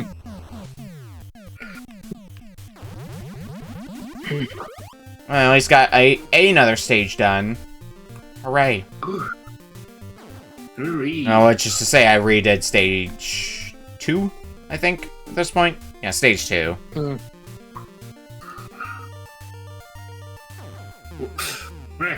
Perfect. Alright, well... Yes. Well, I think I'll be able to at least enter stage 3, but I'm not making it anywhere in the game beyond that. Because we have 10 seconds left. Mm-hmm. Speedrun the game, find the wrong warp to the end, and that is time. Hooray! We did it! We played 5 games! Let's take a look at what we played here. Alright, so, started the night with Sega Ages for Sega Saturn. I don't mind a Sega game, but I'm conflicted opinions with the... It's Outrun, Space Ace, Space thingy, and... Space Harrier. Space Harrier and Afterburner 2. It's been ages since I played... Well, Afterburner for one thing. I think I played the Genesis... Yeah. I think I would have preferred Sonic, to be honest, but I can see the appeal. It's Some people. It's also only 3 games for a single collection. It's good if you're a fan of the games, and maybe if it's cheap, but I mean, otherwise it's not gonna be as much of a well, back. on one hand, yes. On the other, most games only had one game on them. And this is also back in an era where it wasn't super common to just straight up get the arcade port of a game on a home console port, and these are, like, we've gotten versions of all 3 of these games prior to this release on other platforms, but they're usually watered down ports to work on the system. They barely have to make any compromises for the arcade versions here, and they look great and play really well as well. Yeah, I mean, they're basically arcade perfect ports of super scalar games, which is crazy. Yeah. So I think you get your money's worth out of this if you were to get this back in the day. Maybe not the thing to try to get nowadays on the aftermarket, but and most of the US version. There's at least a few Sega Ages games I think in Japan that were released as like individual games. So like you had like Sega Ages Outrun, and it was just Outrun, for example. But a few collections here and there. Let me see. Well, I'll look it up on the side, but while I do, our second game for the night, Hime's Quest for Game Boy Color. Fun. Yeah, fun sound alike. It's a good Link's Awakening clone. Oh, not Link's Awakening clone. Link's Awakening that is totally not totally sponsored by Crunchyroll. It's Anime Link. Yeah, it's basically anime. It's the power of anime and the Triforce. Seriously, if you can find this game, download it. It's actually kind of fun. It's 3-4 hours of your time, and it's well worth it. Yeah, I mean, it was perfectly fine from what I played of it. Something about it just feels like it is missing from like the Zelda formula. Maybe it's just the amount of time I put into Link's Awakening DX, but that's not to say that the game is bad. Far from it. Like, it's still pretty solid, and you'll get your money's worth out of it. All $0 you'll pay for it. Yeah, would definitely recommend checking this one out. Seems like a good time. Before we move on to the next game here, because I pulled up a Wikipedia page on it, Sega Ages games released in Japan. So, starting from Volume 1, they got 13 volumes in total, so I'll read them off in order here. Tantar, which had some of the Tantar games like Puzzle and Action Tantar, which we've had on here before. Volume 2 was just Space Harrier. Volume 3 was just Outrun. Volume 4 was just Afterburner 2. So we got Volumes 2, 3, and 4 in all combined together, basically. Huh. Volume 5 was Ichidantar. Volume 6 was Fantasy Zone. Volume 7 had some meat on its bones with Head On, Pengo, Flicky, and Up and Down. Oh, goody. Volume 8 was a Columns collection. So you got Columns 2, Stack Columns 97. Volume 9, Memorial Selection Volume 2, which appears to be Samurai, Monaco GP, Starjacker, Sinbad, Mystery, and Ninja Princess. Volume 10 was just Power Drift. Volume 11 was another meaty one because it was all the Phantasy Star games. That's a lot of Phantasy Star. Volume 12 was Galaxy Force 2. And Volume 13, the last volume, had Castle of Illusion starring Mickey Mouse and Quackshot. Dang. Ooh, good games. Oh, they got a lot more volumes of it in Japan. Oh, they did. No kidding. Alright. As usual. And Sega was stuck in Sonic Jam. Game number 3, Rockman 5, Wily's Dream Space for NES. A reminder the Kuso Grande games are an experience. Gravity Man is funny. He's very silly. It's very silly. That's a word. Yep. Yeah, Well, see you in my nightmares. you start to get used, after throwing yourself into pits for long enough, you start to get a feel for how to navigate that gravity section, but like, of the parts that we saw in half an hour, that's probably the most notable section of the game. Yeah. It's harder because they didn't account for... Because they didn't move... If they had moved it to where that the flip was in the middle of the thing instead of at the side, then I think that would have been a lot easier. But I don't think it had to necessarily be in the middle. It just had to be in a consistent spot. Well, it is very consistent. It's just on the right side when you are going up and on the left when you are going down. Yeah, but like... It's consistent, but it's horribly dumb. Yeah, it's consistent in that, right? But I'm thinking more like all of them on the right, or all of them on the left, instead of the left-right bullshit that the game does instead. Like, I played worse hacks, but this ain't a good one. Be with that. Game number 4, Slalom for NES. No opinions on Slalom. I see. It's Slalom. It's kind of written itself right there. It's on the label. Yeah, I mean, you can tell it's an early NES game, and I think it's perfectly fine as an early NES game. Yeah. Like, Yeah, it's fine. like, are you really getting more content out of Slalom than like Ice Climber, or to use another racing game as an example, Mach Rider? Like, I'd say it stacks pretty well for the black box NES games that are designed to be pretty simple. It was the earlier times in the video game market at that point here. We're still coming out of the Atari style games. So, yeah, pretty simple. Yeah. Yeah, this is originally an arcade game, so this is... And there you have it. NES game is basically an arcade port. Makes sense. Neat. And the final game... And the final game for tonight, A Nightmare on Elm Street for NES. Not as bad as I would have thought it would be. It's probably one of the rare good LGN games. I mean, I wouldn't go so far as to say it's a must play, but it's definitely not as bad as I was told. It's entirely serviceable. Yeah. Perfect cromulent. My mindset going into it, I think, held pretty well, where I'd put it quality-wise on a similar scale as like Jaws for NES. I found this way more playable than Jaws. That's fair. Yeah, it feels like it's got more content than Jaws too. I think this game is a bit more straightforward as well in what you need to do versus Jaws. You know, Jaws you have to like go back and forth between ports to level up.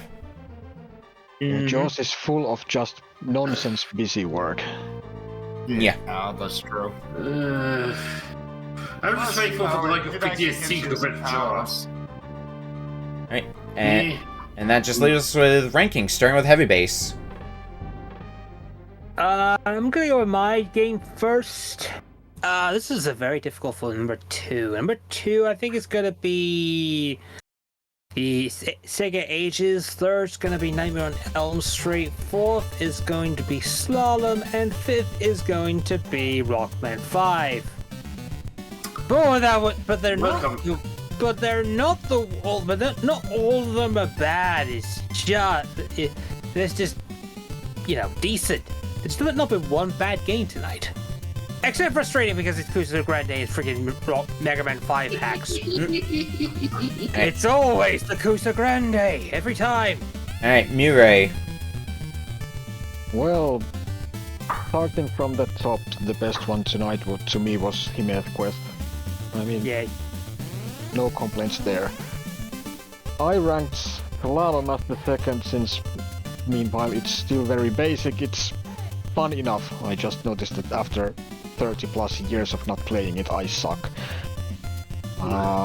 Third one is A Nightmare on Elm Street. Surprisingly enough, since it is actually way better than I expected from it. Still quite annoying, but better. Fourth is the Sega Ages collection, since I have never been a particular fan of any of the 3 games in that particular collection, so not for me. And then the last one is Rockman 5, since I don't really do well on Mega Man games in general, and this particular ROM hack was just a pain. Yeah. Alright, for my list, I am going to put Sega Ages at the top, personally, because I like all 3 of these games that's in the pack, and they all run pretty well. At least they all ran pretty well for me, and I imagine they would run fine if I was playing it on actual Saturn. So I would definitely get a lot of playtime out of this if I had it back in the day. Slalom I will put in second, because even as basic, I like arcade racers. If I had to pick between the kart style racers, you know, like Mario Kart, Konami Crazy Racers, or the arcade style racers like Rad Racer, Outrun, Slalom. I classify Slalom as an arcade racer. I prefer the arcade racers. I like their style a bit more, typically. And I also remembered playing Slalom way back when and enjoying it well enough then. And, I mean, I think that opinion holds up. Third for me will be Nightmare on Elm Street, because I'm glad to have finally been able to play Nightmare on Elm Street. For one, and to see that, oh, it's not as bad as people say it was. I mean, I didn't expect it to be as bad as people were claiming it was, because people always parrot opinions without playing them first. But anyway, Nightmare on Elm Street, perfectly serviceable platformer, and it's also not super long. Also interesting being a game to have 4-player compatibility. Fourth will be Hime's Quest. Not a bad game at all. Something about it just didn't quite click with me like Game Boy Zelda games tend to. It might be like some weird nuanced feeling to how the game plays. But it's still perfectly, like, I would still absolutely recommend the game. Like, go play it. I also did, in fairness, get lost for a little bit. It took me a bit to get into the dungeon itself, I guess, and part of that's my own fault, because I didn't look at my map to see where in the desert I haven't been to. But still a fun one. Still would recommend. And at the bottom, Rockman 5, Wily's Dream Space. It's a Mega Man hack, and those are a dime a dozen, and sometimes you get good ones, and I've definitely played worse than this one, but that's not to say this was a good one. Definitely does some crimes in it. And we'll never look at Gravity the same way. Right, Polk, your list. Alright.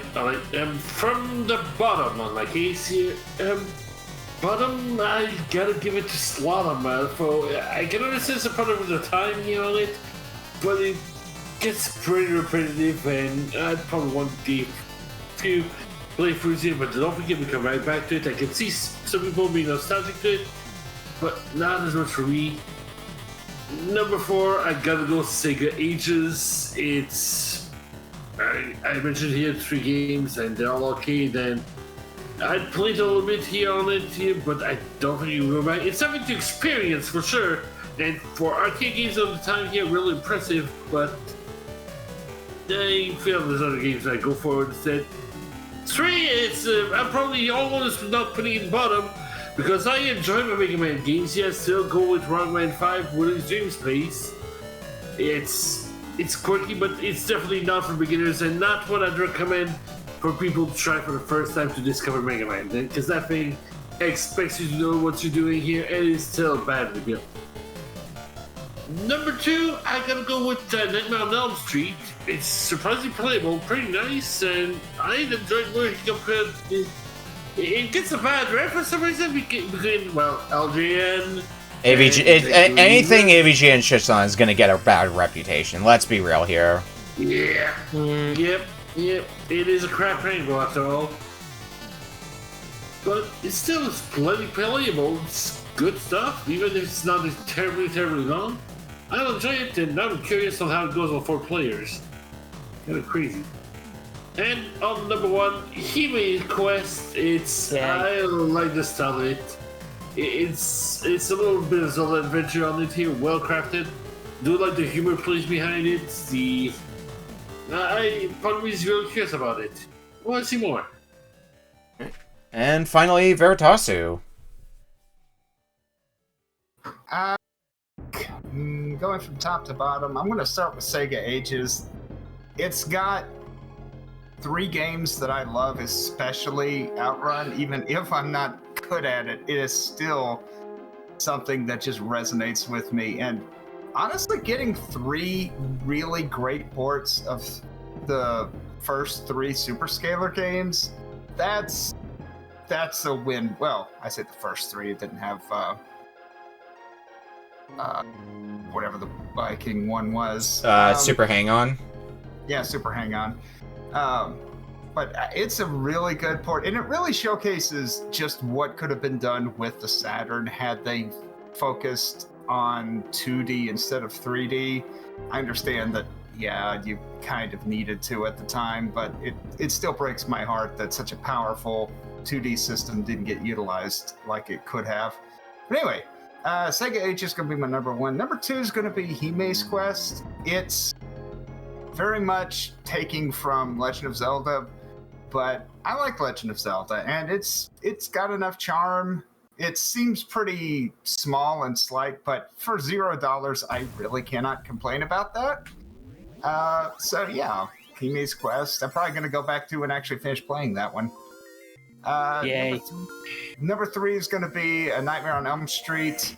It is a decent game based on a movie franchise, and it's, like I said, it's perfectly playable. I've beaten it before. It's not easy because you're going to lose a lot of lives from just tanking damage and getting bumped into pits. So you do have to refine your gameplay to actually finish it, but it's a solid enough game. And if you're really interested in multiplayer simultaneous platforming, well, there you go. There's a game to try it out.